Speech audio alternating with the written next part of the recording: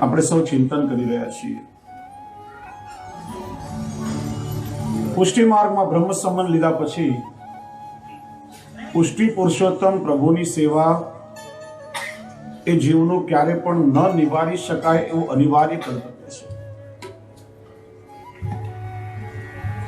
વૈષ્ણવની ઓળખાણ શું? કોઈ અજાણ્યા ગામમાં આપણે જઈએ અને કોઈ વૈષ્ણવનો પરિચય કરવો હોય, અથવા તો આપણે પુષ્ટિ માર્ગીય વૈષ્ણવ છીએ, તો આપણો પરિચય બીજાને કેવી રીતે થાય કે આ વૈષ્ણવ છે? કે છે કે જેના મસ્તક ઉપર તિલક શોભાયમાન થઈ રહ્યો હોય, જેને મસ્તક ઉપર ઉર્ધ્વપુંડ તિલક ધારણ કરેલું હોય, જેના કંઠમાં 2 તુલસીની માળાઓ શોભી રહી હોય, જેના મુખમાં નિરંતર ભગવદ નામ હોય, જેના ઘરમાં પ્રભુની સેવા થઈ રહી હોય, સાંજ પડે જેના ઘરમાં નિત્ય ભગવદ નામનો સત્સંગ થાય, ભગવદીય વૈષ્ણવ સાથે બેસીને ચર્ચા કરે,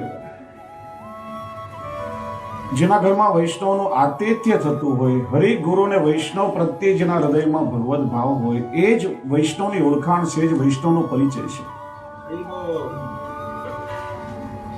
વૈષ્ણવ ક્યારે પ્રભુની સેવા વગર રહી ન શકે. ઘણા વૈષ્ણવો આચાર વિચાર કે આ મેંડ પાડવાની ઝંઝટના કારણે ઠાકોરજીની સેવાથી વિમુખ રહેતા હોય છે. વૈષ્ણવની એક બહુ મોટી ગેરસમજ છે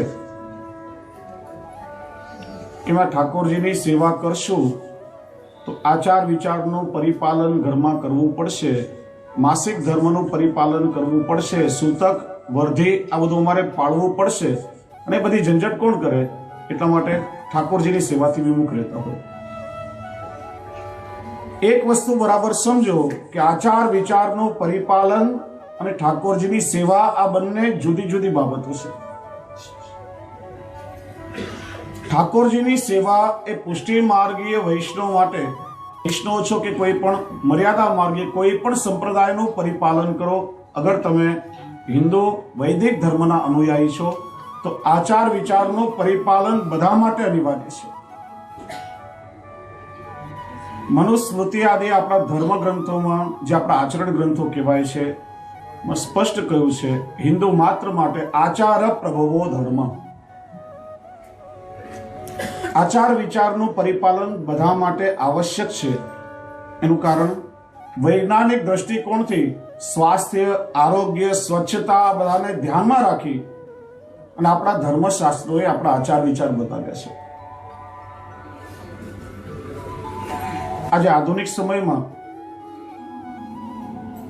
આપણે એકબીજાનું હેઠો જમતા નથી, ડિસ્પોઝેબલ પાત્રમાં જમીએ છીએ, સ્વાસ્થ્યનું બહુ ધ્યાન રાખીએ છીએ, તંદુરસ્તીની બહુ કાળજી રાખીએ છીએ, પણ આ બધી બાબતોને ધ્યાનમાં રાખીને અનુલક્ષીને આપણા ધર્મશાસ્ત્રોએ આચાર વિચાર બતાવ્યા છે.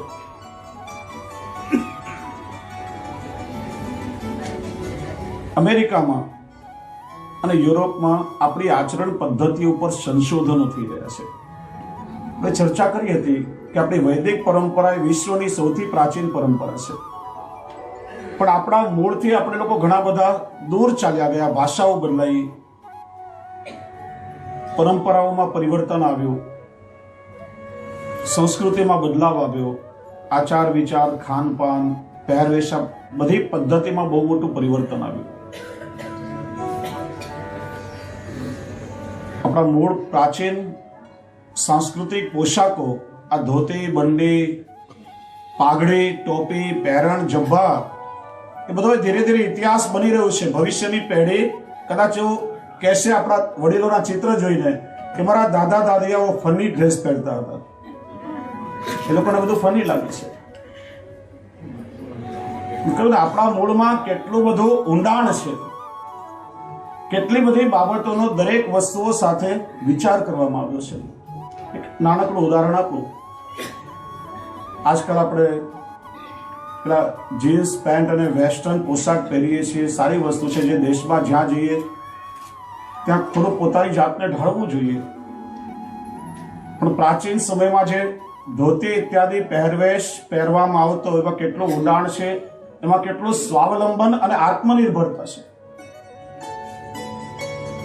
પહેલાના સમયમાં આજની જેમ આધુનિક ટ્રાન્સપોર્ટેશનની વ્યવસ્થા કે એવું કંઈ નહીં હતું. માણસ પગપાળા બળદગાડામાં ઘોડા પર એવી રીતના પ્રવાસ કરે.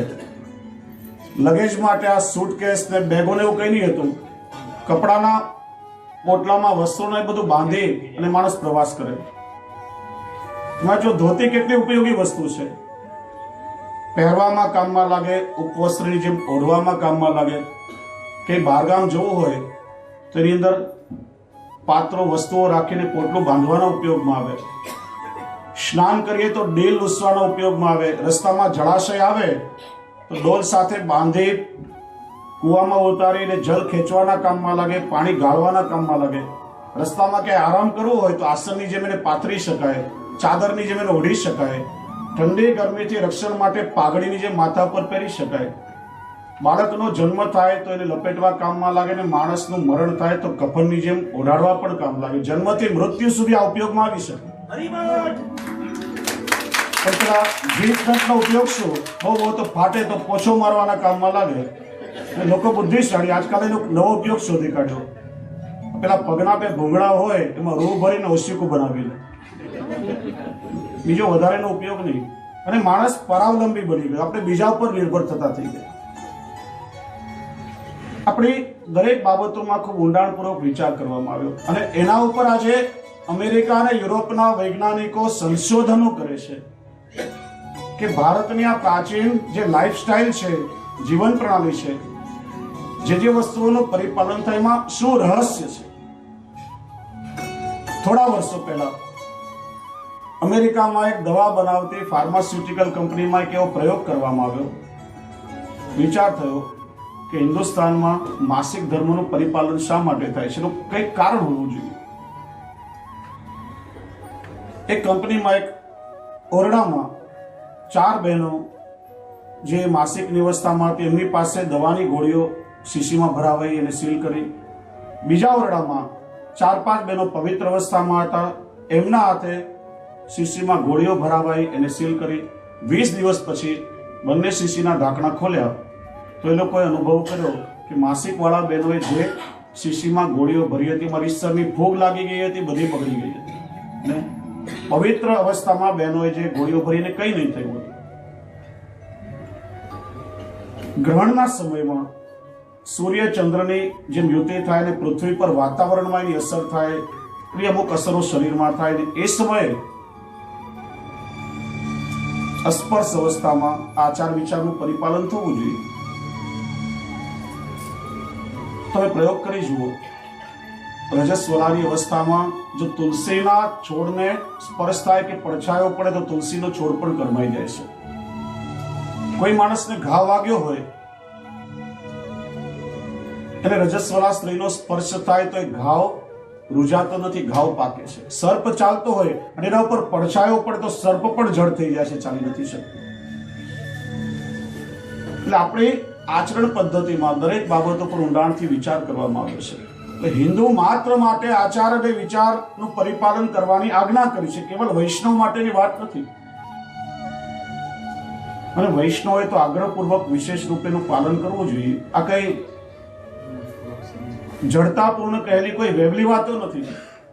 ન સમજવાના કારણે આપણે લોકો એને વેવલી વાતો માની અને એનો અસ્વીકાર કરીએ છીએ.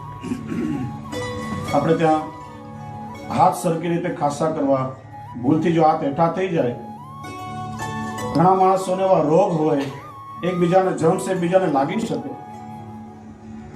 કોઈ ડોક્ટર હોય, એક પેશન્ટને તપાસી અને બીજા દર્દીને તપાસતા પહેલા એક ડિટર્જન્ટથી હાથ સાફ કરે, ડિસ્પોઝેબલ ગ્લોવ્સ ફેંકીએ તો આપણે એને સાયન્ટિસ્ટ કહીએ. અને વૈષ્ણવના હાથ હેઠા થાય અને ભૂલથી આપણે હાથ ધોવા જઈએ તો કઈ વેવલા થઈ ગયા, ઘડી ઘડી હાથ ધોવે છે. આ દરેક બાબતોમાં સાયન્સ છે. એટલા માટે કેવલ વૈષ્ણવ નહીં, બધાએ એનું પરિપાલન કરવું જોઈએ. ને કેવલ એનાથી કંટાળીને ઠાકોરજીની સેવાથી વિમુખ થવાની આવશ્યકતા નથી.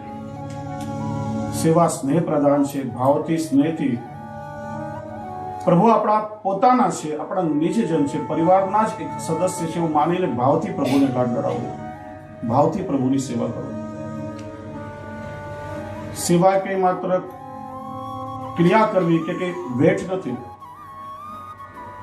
પ્રેમ હોય ત્યાં ક્રિયાનો કોઈ દિવસ થાક લાગતો નથી, અને જ્યાં પ્રેમ ન હોય ત્યાં ક્રિયા માણસને થકવી દેશે.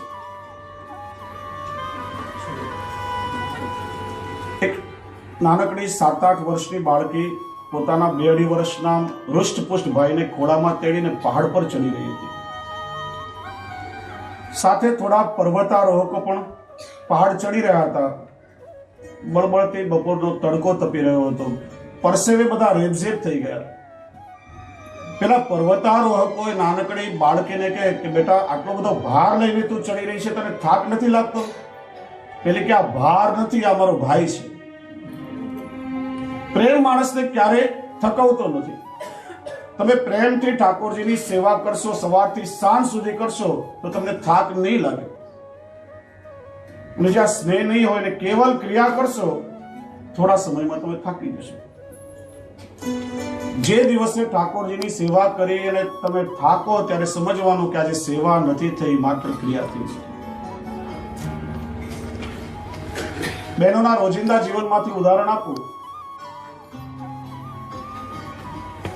આખો દિવસનું બધું કાર્ય કરી, ઘરના સભ્યો બધા જમી લે, રસોડું પતાવી, વાસણો માંજી, બધું સાફ કરી અને માંડ હજી આપણે થોડો સમય આરામ કરવા બેસી, બપોરના 2 વાગી ગયા હોય, ત્યાં માને તરત જ વિચાર આવે કે 3 વાગે મારો દીકરો સ્કૂલથી આવશે, આવીને કહેશે મમ્મી મને ભૂખ લાગી છે.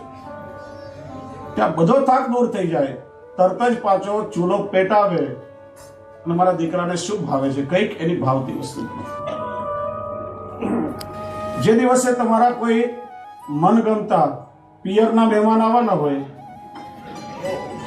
એ દિવસે એને શું ભાવે છે, આજે એના માટે શું બનાવવું તે બનાવવું. અને કોઈ અણગમતા સાસરાના મહેમાન આવવાના હોય ત્યારે મળ્યું, આજે કોનું મોઢું જોયું કે એના માટે આટલી વેટ કરવી પડશે. સાચી વાત છે ને? કહેવાનો આશય છે, ક્રિયા માણસને થકવે છે અને પ્રેમ એ માણસના થાકને દૂર કરે છે. એટલામાંથી ભાવથી ઠાકોરજીની સેવા કરો. ઠાકોરજીની સેવા તો કરવી છે, મહાપ્રભુજી સેવા કરવાની આજ્ઞા કરે છે, પણ અમુક બાબતોથી ઠાકોરજીની સેવામાં સાવધાન રહેવું પણ જરૂરી છે. અમુક વસ્તુઓ ભગવત સેવામાં બાધક બને છે અને એના માટે શ્રી મહાપ્રભુજી આપણને સાવધાન કરે છે. 5 કારણો એવા બતાવ્યા છે કે જેના કારણે ઠાકોરજીની સેવા એ કેવલ ક્રિયાત્મક રહેશે, ફલાત્મક નહીં બને. એનાથી પ્રભુના સ્વરૂપાનંદનો અનુભવ નહીં થાય. અને એવી પરિસ્થિતિઓમાં જે શ્રી મહાપ્રભુજી આજ્ઞા કરે છે, કૃષ્ણ સેવા સદા કાર્યા સર્વદા સર્વભાવેન ભજનીય વ્રજાધિપ, એ શ્રી આચાર્યચરણ આજ્ઞા કરે છે સેવા તક્તવ્ય. તમે સેવા છોડી દો, કારણ કે સેવા ફલાત્મક નહીં રહે. 5 કારણો કયા? તો વિક્ષેપાદ અથવા શક્ત્યા પ્રતિબંધાદપી ક્વચિત અત્યાગ્રહે પ્રવેશેવા પર પીડાદિ સંભવે સેવા તક્તવ્ય. સૌથી પહેલું વિક્ષેપ. ઠાકોરજીની સેવા કરતા કરતા મન જો પ્રભુના સ્વરૂપમાં લાગતું જ ન હોય તો પછી એવી કેવલ ક્રિયા કરવાનો કઈ અર્થ નથી. આગળ આપણે જોયું, સેવા એટલે માત્ર ક્રિયા નહીં, ચેતસ્તત પ્રવણમ સેવા. ચિત્તનું સંપૂર્ણ પ્રભુમાં એકરૂપ થઈ જવું, એનું નામ સેવા છે. હા, કોઈ લૌકિકમાં એવી ઘટના થાય, કોઈ કારણ હોય, 2-5 દિવસ 15 દિવસ મહિનો કદાચ મનમાં કંઈક ઉદ્વેગ હોય ને મન ન લાગે, જુદી વાત છે.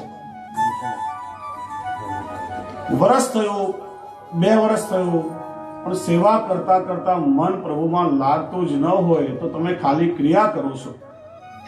એ સેવા દ્વારા પ્રભુના સ્વરૂપાનંદનો અનુભવ તમને નહીં થાય. વિક્ષેપ ભગવત સેવામાં બાધક કરે છે. બીજો પ્રકાર બતાવ્યો શારીરિક અસ્વસ્થતા. ઠાકોરજીની સેવા આપણે આપણા સ્વાર્થ માટે નથી કરતા, પ્રભુની સેવા પ્રભુના સુખ માટે કરીએ છીએ, એટલે જેનું નામ સેવા છે. આપણી સેવા દ્વારા જો આપણા પ્રભુને પરિશ્રમ થાય તો એ પ્રકાર પણ યોગ્ય નથી. આંખથી બરાબર દેખાતો ન હોય, હાથ ધ્રુજતા હોય, નિરંતર આપણા સેવ્ય સ્વરૂપને જો પરિશ્રમ થતો હોય તો એવી સેવા કરવાનો, પ્રભુને પરિશ્રમ દેવાનો દુરાગ્રહ વૈષ્ણવે ના રાખવો જોઈએ. એવા સમયમાં ભગવત નામ દ્વારા પોતાનો નિર્વાહ કરો, પણ પ્રભુને પરિશ્રમ ન થાય એ રીતે પ્રભુના સુખનો વિચાર કરો. આપણે ત્યાં હવેલીઓમાં, નંદાલયોમાં પ્રકાર ઘણીવાર જોવા મળે, ફૂલગરમાં ખાસ કરીને. અહીંની મને બહુ ખબર નથી, આપણે ત્યાં ભારતમાં ફૂલગરમાં 10-12 બહેનો ફૂલની સેવા કરવા બેસે, પછી એક નક્કી નિયમ કરી લે, આ મણકા એટલે અમુક વૈષ્ણવ જ કરવાના, આટલા ફૂલ એટલે અમુક વૈષ્ણવ બનાવે, આ થાક એટલે આ બહેનની જ સેવા કહેવાય, બીજા કોઈથી ના થાય. ઘરેથી આવતા વિલંબ થાય, મુખિયાજી કે ભાઈ ઉત્થાપનનો સમય થયો છે, જલ્દી ફૂલની માળા પધરાવો, અને ભૂલથી એમની સેવા બીજા કરીને તો ચોકીઓ પછાડે, મારી સેવા તે કેમ કરી દીધી? સેવા મારી છે, મારી કે તમારી નથી, સેવા પ્રભુની છે. પ્રભુના સુખનો વિચાર એ ત્યાં મહત્વનો છે. પ્રભુને પરિશ્રમ ન થાય, પ્રભુને પ્રસન્ન ન થાય. ઘણીવાર આપણે કહીએ કે આજે ઠાકોરજીની સેવા કરીને મને બહુ આનંદ આવ્યો. આપણને આનંદ આવ્યો, પણ આપણી સેવા દ્વારા આપણા પ્રભુને આનંદ આવ્યો કે નહીં એ પણ જરૂરી છે. આપણી સેવાથી આપણા પ્રભુ પ્રસન્ન થયા કે નહીં એ પણ મહત્વનું છે. એટલા માટે પ્રભુને પરિશ્રમ ન થાય એ રીતે પ્રભુના સુખનો વિચાર કરો. ત્રીજો પ્રકાર, પ્રતિબંધાદપી ક્વચિત, લૌકિકમાં પ્રતિબંધ. ભાવ એ પ્રભુની કૃપાનું દાન છે, અને ભાવરૂપી ધન કદાચ બધા પાસે ન હોઈ શકે.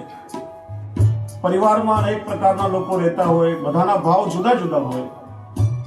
કોઈના હૃદયમાં ભગવત ભાવ હોય, કોઈને સેવા પ્રત્યે ઉત્સાહ ન પણ હોય.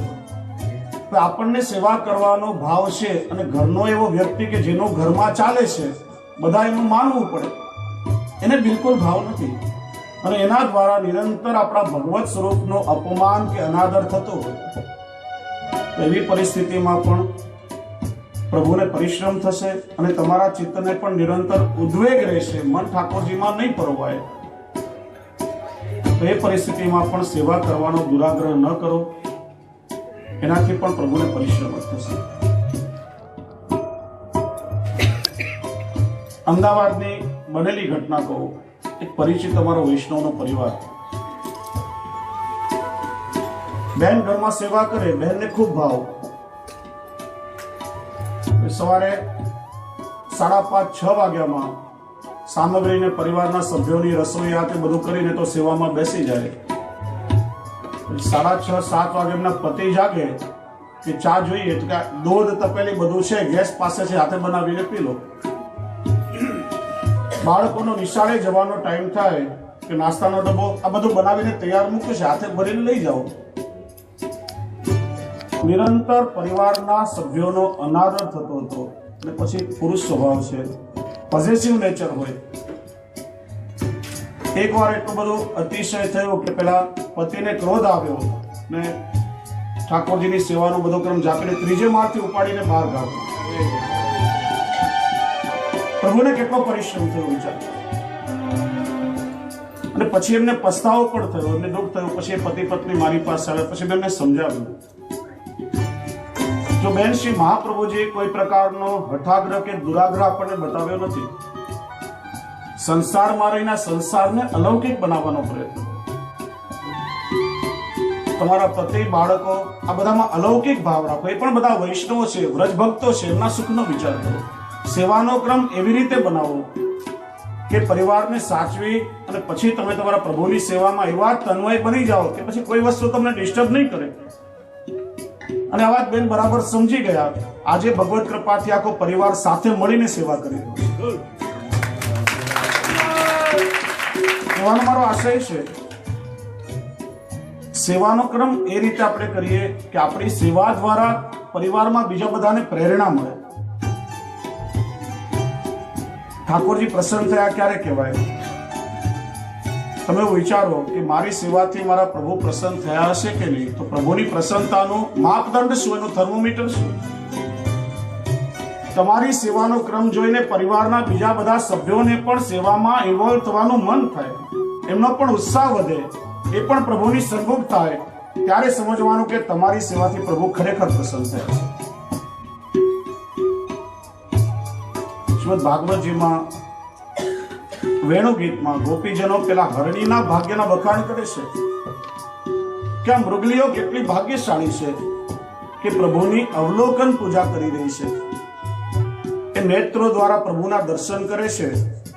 સ્વામીજીનું એક નામ મૃગનયની છે. તેમના નેત્રો જોઈને પ્રભુને નિરંતર સ્વામીજીનું સ્મરણ થાય છે. અને હરણીઓ પોતાના પતિ કૃષ્ણસાર મૃગને અને પોતાના બાળકોને સાથે લઈને કુટુંબ સાથે પ્રભુની સેવા કરી રહી છે. પ્રતિબંધ લૌકિકમાં બહુ પ્રતિબંધ હોય અને સેવ્ય સ્વરૂપનો જો અનાદર થતો હોય, ઉપેક્ષા થતી હોય તો દુરાગ્રહ ન કરો. ચોથો પ્રકાર બતાવ્યો અત્યાગ્રહ પ્રવેશ, જે આજના સમયમાં બહુ વિશેષ રૂપે જોવામાં આવે છે. કોઈને સખડીનો આગ્રહ, કોઈને ભોગનો આગ્રહ, કોઈને નેગનો આગ્રહ, કોઈને કુવાના જલથી જારીજી ભરવાનો આગ્રહ. ઠાકોરજીનો આગ્રહ ગૌણ થઈ જાય છે અને બીજા બધા આગ્રહ વધી જાય છે, ત્યાં ભગવત સ્વરૂપ ગૌણ થાય છે. જે આગ્રહ છે એ ઠાકોરજીની સેવાનો આગ્રહ હોવો જોઈએ. એક વસ્તુ યાદ રાખો, સેવા એ સિદ્ધાંત છે અને આચાર વિચાર મેંડ અપરસ આ બીજી બધી જ વસ્તુઓ એ સેવાના સાધનો છે. આજે આપણે લોકોએ સાધનને સિદ્ધાંત માની લીધો અને સિદ્ધાંતને ગૌણ બનાવી દીધો. ઠાકોરજી કોઈના માટે નથી, આ દરેક સાધનો પ્રભુના સુખ માટે છે. સેવા આપણા જીવનનું સહજ અંગ છે. આપણી આજીવિકાના જે સાધનો હોય, જે પરિસ્થિતિમાં આપણે રહીએ, તેમાં જીવનના એક સહજ ભાગ રૂપે પ્રભુની સેવા કરો. આ વસ્તુ નહીં હોય તો નહીં ચાલે, આના વગર હું સેવા નહીં કરું તો હઠાગ્રહ થઈ જાય છે, અને અત્યાગ્રહ થાય ત્યાં ભગવદ આગ્રહ ગૌણ થઈ જાય છે, ત્યાં પણ સેવા ફલાત્મક થતી નથી. ગ્રામ્ય વિસ્તારમાં આ બહુ મોટી સમસ્યા છે. વૈષ્ણવનો એટલો બધો હઠાગ્રહ કે કુવાનું જલ મળે તો જારીજી ભરવી, બીજા કોઈ જલથી જારીજી ના ભરાય. હું તમને એક પ્રશ્ન પૂછું, શ્રી મહાપ્રભુજીએ કયા ગ્રંથમાં આજ્ઞા કરી છે કે કુવા કે નદીના જલથી જારીજી ભરો, નળનું જળ છોવાઈ જાય? ક્યાંય આજ્ઞા હોય તો મને બતાવો. શ્રી મહાપ્રભુજીએ 500 વર્ષ પહેલાની કોમન લાઈફસ્ટાઈલનો સ્વીકાર કર્યો. એ સમયે આ ડંકી, બોરિંગ, નળ, પાઇપલાઈનનો કોઈ સાધનો હતા જ નહીં. શૌચાદી કર્મ કરવા ક્રિયા માટે લોકો જંગલમાં જાય, જળાશયમાં સ્નાન કરી પવિત્રતાપૂર્વક ત્યાંથી જલ ભરીને લાવતા અને એનાથી નિર્વાહ થતો. સામાન્ય જીવન પ્રણાલી શ્રી મહાપ્રભુજીએ શીખડાવી છે. ત્યાં કોઈ હઠાગ્રહ કે દુરાગ્રહ નથી. આપણે ઠાકોરજીના જારીજી શેનાથી ભરીએ છીએ? તમે જારીજીમાં કયા ભાવથી જલ પધરાવો છો? કહો તો ખરા. યમુના જલ, બરાબર. હવે તમારા મગજમાં એ ચાલતું રહેશે કે આમાં હું કુવાનું જલ ભરી રહ્યું છું કે નળનું જલ ભરી રહી છું, તો યમુનાજીનો ભાવ ક્યાં ગયો? એક વાત યાદ રાખો, ઠાકોરજી નથી કુવાનું જળ આરોગતા કે નથી નળનું જળ આરોગતા. ઠાકોરજી આરોગ્ય છે શ્રી યમુના જળ. જે સાધન હોય પ્રભુનું જળ શુદ્ધતાથી પવિત્રતાથી ભરો અને લોટીજીમાંથી 2 બુંદ શ્રી યમુનાજીની અંદર પધરાવો, બધું જલ શ્રી યમુનાજીના સ્વરૂપે થઈ જશે.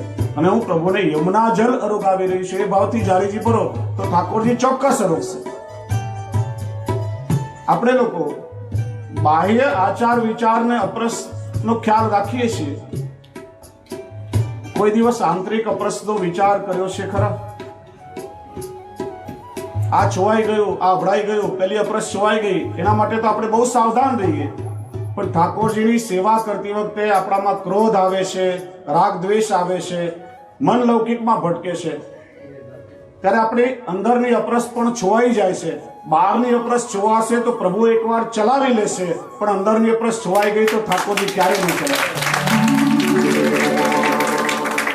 એ વૈષ્ણવના પ્રસંગને યાદ કરો કે શ્રી ગુસાઈજીએ 4 વૈષ્ણવોને આગ્રામાં એક પતિ પત્નીને ત્યાં સેવા એમના જેવો ભાવ સમજવા મોકલ્યો. આ ચારેય વૈષ્ણવ આવ્યા ત્યારે પતિ અને પત્ની ઠાકોરજીની સેવામાં એટલા તન્મય. વૈષ્ણવ આવ્યા, શ્રી ગુસાઈજીને મોકલ્યા. શ્રી ગુસાઈજીનું નામ શ્રવણ થતા પ્રસન્ન થઈ ગયા. આજે મારા ઘરે વૈષ્ણવ આવ્યા. ઠાકોરજી પછી 4 વૈષ્ણવ મહાપ્રસાદ લેશે. પેલો પતિ બહાર ઘી લેવા માટે ગયો. મન પ્રભુની સેવામાં હતું. અપરસનું જ્ઞાન રહ્યું નહીં ને બહારથી આવીને સીધો સેવામાં પ્રવૃત્ત થઈ ગયો. પત્નીનું મન પણ સેવામાં હતું. એને પણ ખ્યાલ ન રહ્યો કે આ બહારથી સીધો આવ્યો અને સેવામાં લાગ્યો. પણ પેલા 4 વૈષ્ણવ વિચારે કે ભાવ તો ઉત્તમ છે, પણ આચાર વિચારનું જ્ઞાન નથી, અપરસનું જ્ઞાન નથી, આમના ઘરે મહાપ્રસાદ કેવી રીતે લેવો? એ તો ચૂપચાપ ત્યાંથી નીકળી ગયા.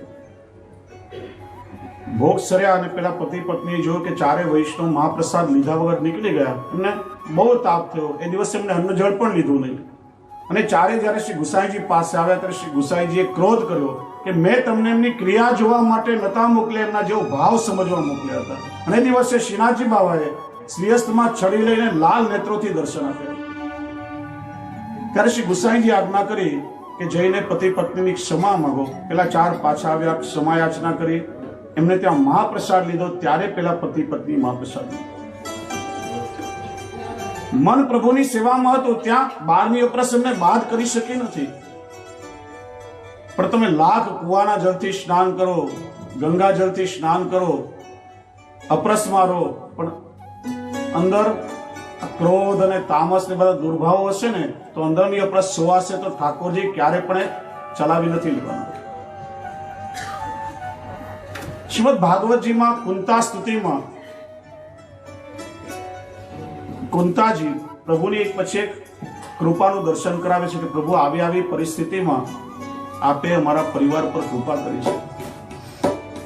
શ્રી મહાપ્રભુજી સુબોધનીજીમાં એનો બહુ સુંદર અર્થઘટન કરે છે. કુંતાજી કહે છે કે પ્રભુ અસત સભામાં, હસ્તિનાપુરની એ સભા જ્યાં દ્રૌપદીની લાજ લૂંટાઈ રહી હતી અને વડીલો બધા મૂક પ્રેક્ષક બનીને જોઈ રહ્યા હતા, અને અસત સભા કહેવામાં આવે. અસત સભામાં આપે અમારા પરિવારની રક્ષા કરી. શ્રી મહાપ્રભુજીનો ભાવાર્થ સમજાવે છે કે પ્રભુ કૃપા કરીને દુસ્સંગથી અમારી રક્ષા કરો. એકવાર સત્સંગ ઓછો મળશે તો ચાલશે, પણ દુસ્સંગ એ ભગવત ભાવનો બાધક છે. દુસ્સંગથી અમારી રક્ષા કરો. કુંતા જોઈએ કે પ્રભુ વિષયના વિષથી આપ અમારી રક્ષા કરો. વિષથી માણસ એકવાર મરે, પણ વિષયના વિષથી માણસ પળ પળ મરતો હોય છે. એટલા માટે ઠાકોરજીની સેવામાં બાહ્ય આચાર વિચારનો વિવેક આપણે રાખીએ, પણ એ સાથે સાથે આંતરિક અપરસનો પણ વિચાર કરવો જોઈએ. આપણો ભાવ શુદ્ધ હોવો જોઈએ. સ્નેહથી પ્રભુની સેવા કરશો તો પ્રભુ પ્રસન્ન થશે. તો વિક્ષેપાદ અથવા શક્ત્યા પ્રતિબંધાદ અપી ક્વચિત અત્યાગ્રહે પ્રવેશેવા. અને 5મો પ્રકાર છે પર પીડાદિ સંભવે સેવા તત્વ. આપણી સેવા દ્વારા બીજા કોઈને કષ્ટ થતું હોય, આપણી સેવા બીજાને જો પીડાદાયક થતી હોય, શ્રી ગુસાઈજી ટીકામાં ત્યાં સુધી આજ્ઞા કરે છે કે આપણા જે પેડ સર્વેન્ટ છે, પગારદાર નોકરો છે, એમને પણ જો આપણી સેવાથી કષ્ટ થતું હોય તો એવો દુરાગ્રહ ક્યારે ન રાખો. સેવાનો ક્રમ એટલો જ રાખો કે તમારા પોતાના શરીરથી તમે પ્રસન્નતાથી તમારા પ્રભુની સેવા કરી શકો. એટલા માટે શ્રી હરિરાયજી 3 પ્રકાર ભગવત સેવામાં બતાવે છે કે સેવા નિત્ય અને આદરપૂર્વક. ઘણીવાર વૈષ્ણવ પ્રશ્ન પૂછતા હોય કે મારે 2-3 દિવસ માટે બહારગામ જવાનું છે, તો ઠાકોરજીની સામે બંટામાં સામગ્રી ભરીને 3-4 દિવસ જઈએ તો ચાલે કે નહીં? વિચારો કે આપણું બાળક હોય 1.5-2 વર્ષનું અને આપણે બહારગામ જવાનું હોય તો એક ઓરડામાં આપણા બાળકને તાળામાં બંધ કરીને 3-4 દિવસનું જમવાનું સાથે મૂકીને આપણે જઈએ છીએ ખરા? કોઈ જાઓ છો? તો આપણા પ્રભુએ સાક્ષાત પ્રગટ સ્વરૂપે બિરાજે છે. તો પછી એવો વિચાર જીવનમાં કેવી રીતે આવે? આપણે આજે આપણા પ્રભુને પ્રગટ સ્વરૂપે માનતા નથી, અને એટલા માટે આવા વિચાર મનમાં આવે છે. સેવા નિત્ય થવી જોઈએ. એવું નહીં કે 2-3 દિવસ સેવા કરીને પછી 2-3 દિવસ આરામ કરીએ અને પાછા ઠાકોરજીની સેવા કરીએ તો એ સેવા ના કહેવાય. નિત્ય આદરપૂર્વક થવી જોઈએ, સ્વતઃ કરવી જોઈએ. આપણા શરીરથી થાય એટલો સેવાનો ક્રમ રાખો. બીજા કોઈને આપણી સેવાથી કષ્ટ ન પડે એની કાળજી રાખો. સેવાનો વિસ્તાર આપણે બહુ કરી લઈએ, આપણાથી થાય નહીં તો પરિવારના સભ્ય જાઓ, તમે પાત્રો માંજી આવો, તમે અહીંયા બુહારી પોતના કરો, એ લોકોની ઈચ્છા ન હોય, ભાવ ન હોય તો આપણા કારણે પરાણે ભેટ કરવી પડે. અને પછી જો સેવાની ના પાડે તો ભગવત સેવાનો અનાદર કરવાનો અપરાધ ન થાય. આપણી સેવા બીજાને કષ્ટદાયક ન થાય એની કાળજી રાખો. શ્રી હરિરાયજી સ્પષ્ટ સમજાવે છે. અને ત્રીજો પ્રકાર બતાવ્યો, ભય રાજાવત, પ્રેમ સ્ત્રીવત અને સુત હિતવત વાત્સલ્ય પ્રભુમાં રાખો. ભય રાજાવત એટલા માટે કે રાજાની સામે આપણે જઈએ તો જાણે અજાણે અવિવેક ન થઈ જાય, નહીં તો રાજા આપણને દંડિત કરે. એમ પ્રભુ એ સર્વોપરી છે. જાણતા જાણતા પ્રભુનો કોઈ અપરાધ ન થાય એ માટે વિવેક રાખવો જોઈએ. પ્રેમ સ્ત્રીવત, પતિ અને પત્નીનો પ્રેમનો સંબંધ નિર્વ્યાજ પ્રેમનો સંબંધ છે. સ્વાર્થ હોય ત્યાં પ્રેમ તત્વ ટકી શકતું નથી. એમ પ્રભુનો અને ભક્તનો પ્રેમનો સંબંધ નિર્વ્યાજ પ્રેમનો સંબંધ છે. ત્યાં કોઈ પણ પ્રકારના સ્વાર્થની વૃત્તિ નહીં રાખો. અને સુત હિતવત વાત્સલ્ય, સુત એટલે બાળક. માં બાળકને જેવું વાત્સલ્ય કરે, જેવો સ્નેહ કરે, એવા વાત્સલ્યથી ભાવથી પ્રભુને લાગે. તો શ્રી હરિરાયજી આપણને આજ્ઞા કરે છે. અને શ્રી હરિરાય ચરણ સમજાવે છે કે પુષ્ટિ માર્ગમાં સેવા એ ભગવત પ્રાપ્તિનું સાધન છે. જો દીનતા અને પ્રેમ પૂર્વક જો ઠાકોરજીની સેવા કરવામાં આવે તો આપણી સેવાથી પ્રસન્ન થઈને પ્રભુ પ્રગટ થઈને આપણી સેવાને અંગીકાર કરે છે. ત્યાર પછી હરિરાય ચરણ આજ્ઞા કરે છે કે ઠાકોરજીની સેવા શ્રદ્ધાપૂર્વક કરે. જો વૈષ્ણવ, શ્રદ્ધા એ ભક્તિ માર્ગનું પહેલું પગથિયું છે. શ્રદ્ધાથી જ વિશ્વાસ પ્રગટે છે. વિશ્વાસથી આપણો ભાવ દ્રઢ થાય છે અને ભાવથી જ પ્રભુ પ્રાપ્ત થાય છે. પહેલું પગથિયું શ્રદ્ધા છે. શ્રી મહાપ્રભુજી વિવેક ધૈર્યાશ્રય ગ્રંથમાં આજ્ઞા કરે છે, અવિશ્વાસો ન કર્તવ્ય સર્વતા બાધકસ્તુ. ભગવાનમાં, ભગવાનના સ્વરૂપમાં, ભગવાનની લીલાઓમાં ભક્તોએ ક્યારે પણ અવિશ્વાસ ન કરવો. અવિશ્વાસ એ ભક્તિ માર્ગમાં સૌથી મોટામાં મોટો બાધક છે. અને શ્રી મહાપ્રભુજી દ્રષ્ટાંત આપે છે, બ્રહ્માસ્ત્ર ચાતકો ભાવ્યો પ્રાપ્તમ સેવેત નિર્મમ. પહેલું ઉદાહરણ આપ્યું બ્રહ્માસ્ત્રનું. કથા તમે સાંભળી હશે. હનુમાનજી સીતાજીને શોધવા માટે લંકા પહોંચ્યા, અશોક વાટિકા ગયા, રામચંદ્રજીની મુદ્રિકા બતાવી, હું એમનો દાસ છું, પરિચય કરાવ્યો, વાર્તાલાપ થયો. પછી એમને ભૂખ લાગી હતી એટલે અશોક વાટિકાના વૃક્ષોના ફળો તોડી તોડીને ખાવા લાગ્યા, પણ સમૂળ વૃક્ષોને નાશ કરવા લાગ્યા. રાવણને ખબર પડી કે કોઈ શક્તિશાળી વાનર આવ્યો છે અને અશોક વાટિકાનો નાશ કરી રહ્યો છે. ત્યારે એકથી એક મોટા મોટા શક્તિશાળી રાક્ષસોને હનુમાનજીને પકડવા મોકલ્યા અને હનુમાનજીએ બધાને માર્યા. છેવટે પેલો મેઘનાદ આવ્યો અને બ્રહ્માસ્ત્રથી હનુમાનજીને બાંધ્યા છે. બ્રહ્માસ્ત્ર એટલે જેમાં 12 સૂર્યનું તેજ હોય સૂતરનો તાતણો માત્ર, પણ બ્રહ્માસ્ત્ર એટલે અમોઘ અસ્ત્ર કહેવાય, જેમાં જે પેલી ગાઈડેડ મિસાઇલ્સ હોય, પિન પોઈન્ટ પર ટાર્ગેટ કરે. એ બ્રહ્માસ્ત્ર ક્યારે પણ નિષ્ફળ ન જાય, એટલી પ્રચંડ એમાં મંત્ર શક્તિ છે. અને બ્રહ્માસ્ત્રથી હનુમાનજી બંધાઈ ગયા. એમને જ્યારે રાવણના દરબારમાં લાવવામાં આવ્યા, રાવણને શંકા થઈ, અવિશ્વાસ થયો કે આટલા શક્તિશાળી વાનરને આ સૂતરના દોરેથી બાંધ્યો છે, અને તો લોખંડની સાંકળથી બાંધવો જોઈએ. જેવો રાવણને અવિશ્વાસ થયો એવા જ બ્રહ્માસ્ત્રના બધા જ બંધનો તૂટી ગયા, નિષ્ફળ થઈ ગયું. શ્રી મહાપ્રભુજી સમજાવે છે કે અવિશ્વાસથી બ્રહ્માસ્ત્ર જેવું અમોઘ અસ્ત્ર પણ નિષ્ફળ થઈ જાય છે. બીજું ઉદાહરણ આપ્યું ચાતક પક્ષીનું. ચાતક પક્ષીને સ્વાતિ નક્ષત્રના જલબૂંદમાં કેટલો પ્રબળ વિશ્વાસ છે.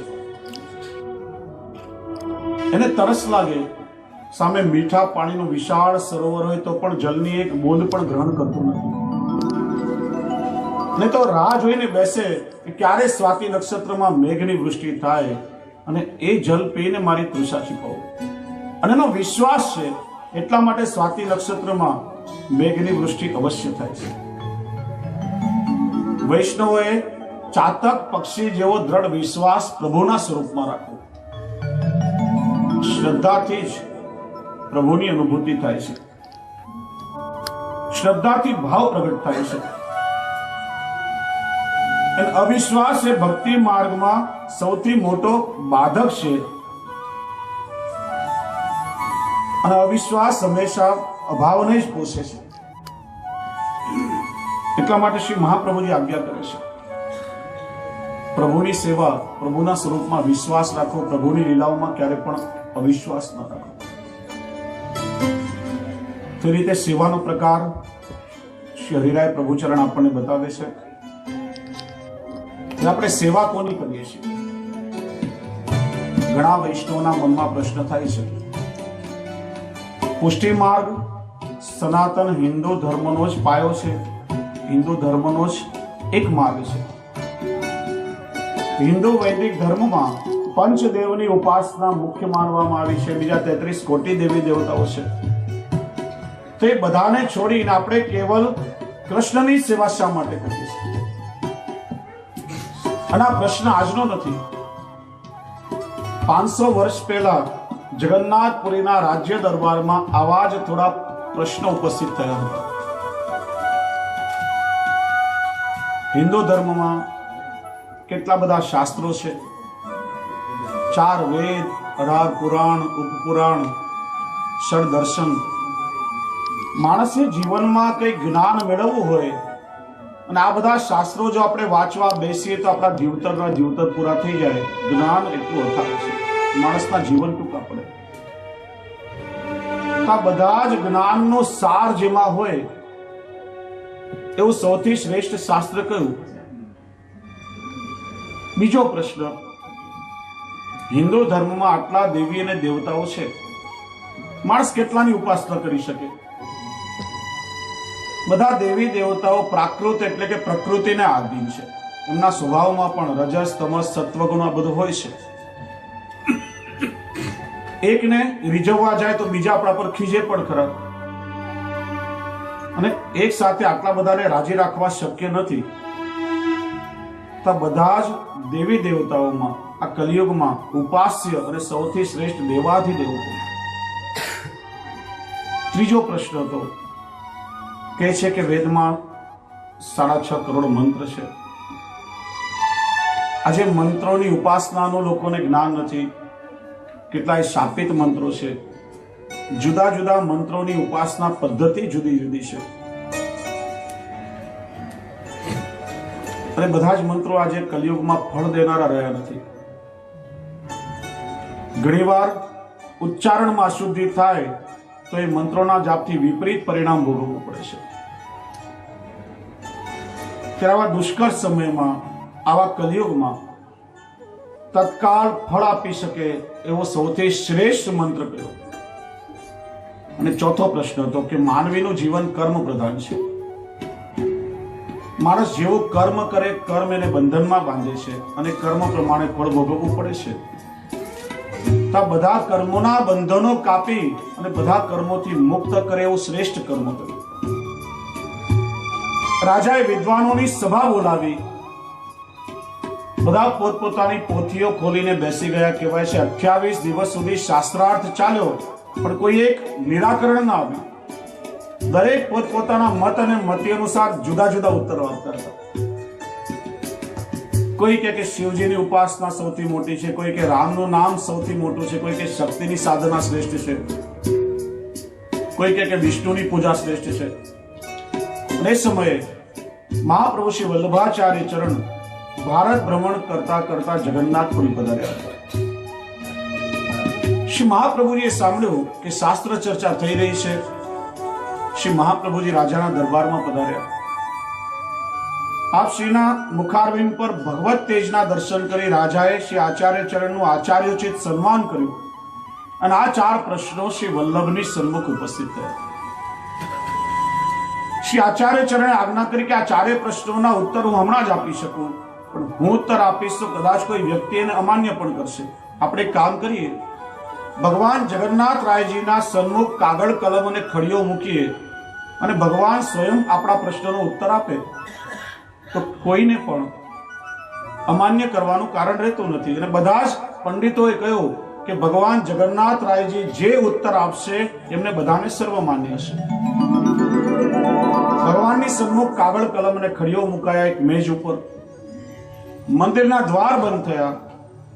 એક ઘડી પછી શ્રી મહાપ્રભુજી આજ્ઞા કરી કે આ મંદિરના દ્વાર ખોલો, અને દ્વાર ખોલ્યા ત્યારે બધાના આશ્ચર્યની વચ્ચે સ્વયં ભગવાન જગન્નાથ રાયજીએ કાગળ ઉપર ઉત્તર લખ્યો હતો.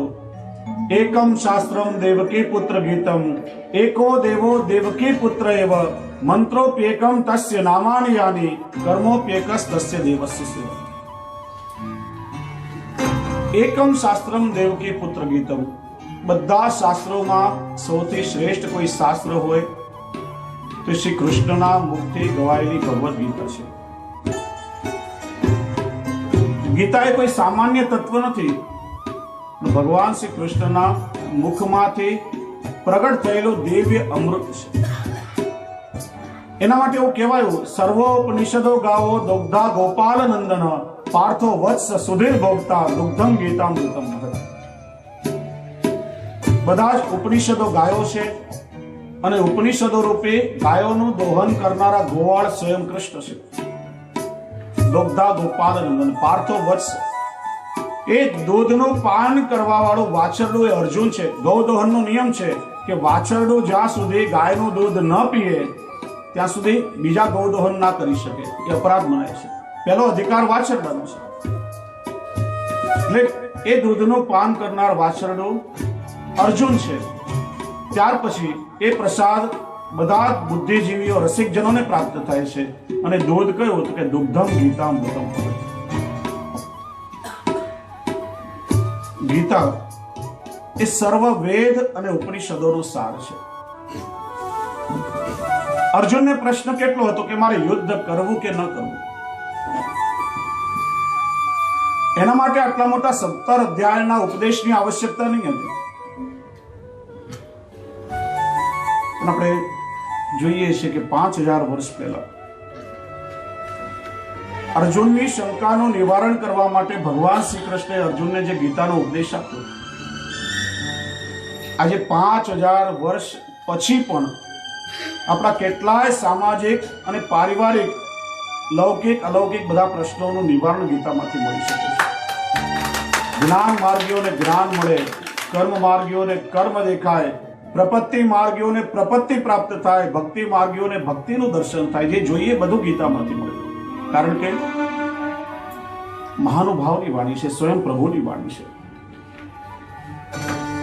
પાત્ર સામે અર્જુન છે.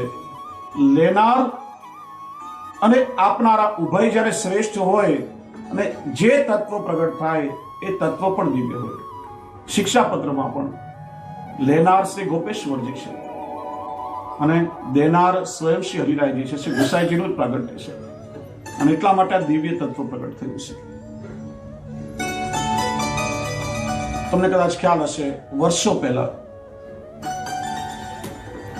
શિકાગોમાં સર્વધર્મ પરિષદનું આયોજન થયું. બધા જ જુદા જુદા દેશમાંથી દરેક ધર્મના અધિકારીઓ, ધર્મના જે મુખ્ય વડાઓ છે, પોતપોતાના ધર્મનો ઉપદેશ કરવા માટે અમેરિકા ભેગા થયા. અને એ સમયે હિન્દુ ધર્મ કે વૈદિક પરંપરા વિશે ત્યાંના લોકોને કઈ સમજ નહીં. ત્યાંના લોકોને તો એમ જ કે ભારતમાં શું છે, ભારત એટલે સાધુ અને સંન્યાસીનો દેશ, ભુવા અને ડાકલા સિવાય ભારતમાં બીજું શું હોય. એ સમયે હિન્દુ ધર્મના પ્રતિનિધિ તરીકે સ્વામી વિવેકાનંદ અમેરિકા ગયા હતા. બહુ લાગવગ લગાડીને બહુ પ્રયત્ન પછી એમને ખાલી 5 મિનિટ પ્રવચન માટે આપવામાં આવ્યા. અને એ વખતે સ્વામી વિવેકાનંદે સૌથી પહેલવેલું સંબોધન કર્યું, my dear brothers and sisters. Ladies and જેન્ટલમેનની ભાષાના ત્યાંના લોકોને આ બ્રધર્સ અને સિસ્ટર્સ બહુ સારું લાગ્યું. 5 મિનિટ તો ખાલી તાળીઓ પડી. અડધો કલાક ધારા પ્રવાહ ભારતીય ધર્મ અને સંસ્કૃતિનો ઉપદેશ એમને આપ્યો. ત્યાંના લોકો એનાથી બહુ પ્રભાવિત થયા.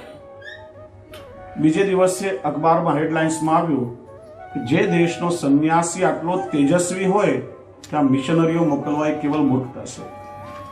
અને આ વાત ત્યાંના ધર્મના વડાઓને ગમી નહીં. કોઈ ધર્મનું નામ નહીં લઉં.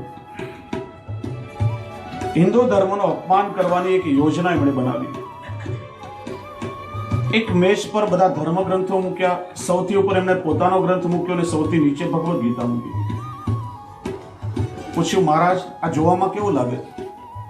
સ્વામી વિવેકાનંદે આંગળીના ટેરવાથી ભગવદ ગીતાનો ગ્રંથ સરકાવી લીધો અને બધા ગ્રંથો કડાકડ નીચે પડી ગયા. ત્યારે એમણે કહ્યું કે ભગવદ ગીતા એ બધા ધર્મ ગ્રંથોનો આધાર છે, મૂળ છે. તો ભગવદ ગીતા ન હોય તો દુનિયાનો કોઈ ધર્મ ગ્રંથ ટકી શકે નહીં. મૂંઝાયા. બીજી વાર એ લોકોએ શું કર્યું? પોતાનો ગ્રંથ નીચે મૂક્યો અને ભગવદ ગીતા સૌથી ઉપર મૂકી. કહ્યું, મહારાજ હવે કેવું લાગે?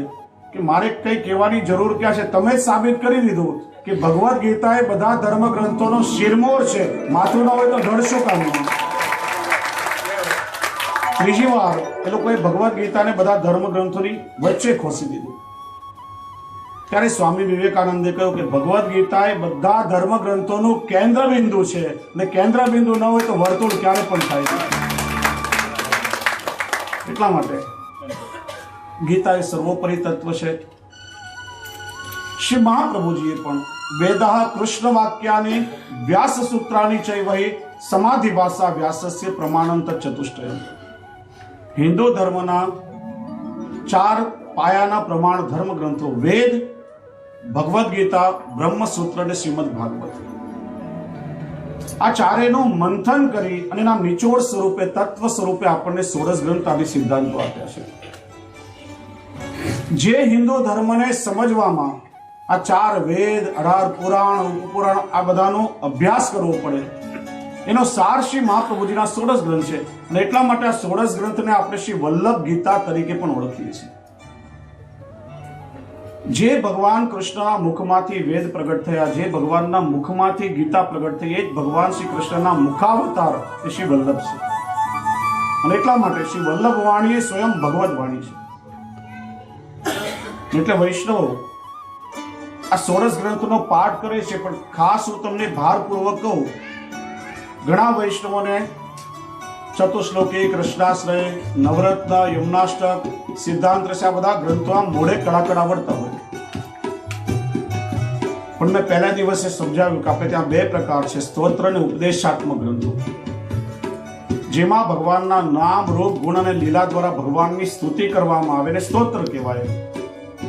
મધુરાષ્ટક સ્તોત્ર છે, ગિરિરાજધાર્યાષ્ટકમ, યમુનાષ્ટકમ, પુરુષોત્તમ સહસ્રનામ, ત્રિવિધ નામાવલી આ બધા સ્તોત્ર છે.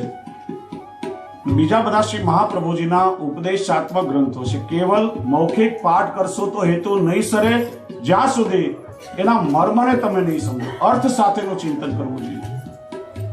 ત્યારે શ્રી વલ્લભની વાણી આપણને હૃદયરૂઢ થાય છે. સાક્ષાત ભગવદ વાણી છે.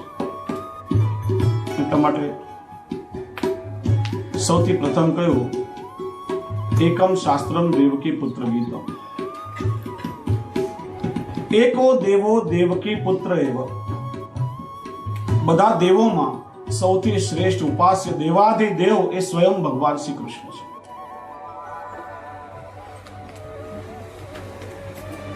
ગીતાજીમાં જે ભગવાને પ્રતિજ્ઞા કરી કે સમય સમય હું અવતાર ધારણ કરીશ, અને જ્યારે જ્યારે કોઈ અવતાર કાર્ય કરવાની આવશ્યકતા આવી ત્યારે ત્યારે ભગવાને પોતાના અંશ, કલા, વ્યોગ, ગુણ, ગાન આદિ અવતારોને પ્રગટ કર્યા છે. એ બધા ભગવાનના અવતાર કહેવાય છે.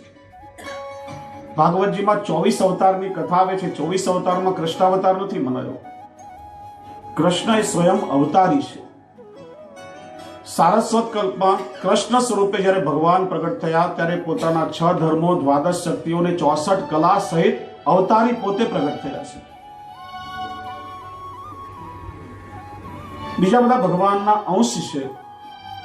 કૃષ્ણ એ સ્વયં અંશી છે. અને એટલા માટે શ્રી મહાપ્રભુજી કહે છે કે આપણે જ્યારે કૃષ્ણની સેવા કરીએ છીએ તેમાં બધા જ દેવી દેવતાઓનો સમન્વય થઈ જાય છે, કારણ કે આ જેટલા પણ દેવી દેવતાઓ છે એ બધી કૃષ્ણની અંગભૂત સૃષ્ટિ છે. જુદી જુદી કોઈની ઉપાસના કરવાની આવશ્યકતા નથી. તમે કોઈ પણ દેવી કે દેવતાની ઉપાસના કરો તેની સ્વતંત્ર ઉપાસના છે, વ્યક્તિગત ઉપાસના થશે. પણ કૃષ્ણની સેવા જ્યારે આપણે કરીએ છીએ ત્યારે બધાનો સમન્વય એની અંદર થઈ જાય છે. એટલા માટે આપણે કોઈની જુદી જુદી ઉપાસના નથી કરતા, અનન્યતાપૂર્વક કૃષ્ણની સેવા કરવામાં આવે છે. અને આ જ વાત ભક્ત કવિ દયારામભાઈ એક ચંદ્રાવળામાં આપણને સમજાવે છે. જેમ શિક્ષાપત્ર એ 16 ગ્રંથનો સાર છે,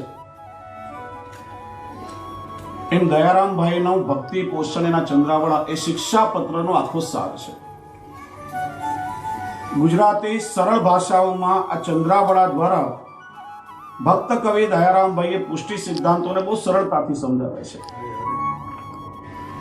એક ચંદ્રાવળામાં કહે છે, જગત વૃક્ષ તેનું મૂળ હરી, મૂળ પોષે વૃક્ષ પોષાય, પ્રતિ શાખા જલ સિંચીએ તરવર તૃપ્તિ ન થાય. બે દ્રષ્ટાંતો આપે છે એમાં. વૃક્ષ હોય, વૃક્ષના મૂળમાં પાણીનું સિંચન કરીએ તો એનાથી આખા વૃક્ષને પોષણ મળે, પણ તમે આખા ઝાડના ડાળી, પાંદડા, થડ બધા પર પાણી છાંટો અને મૂળ જો સુકારે તો આખું વૃક્ષ સુકાઈ જાય.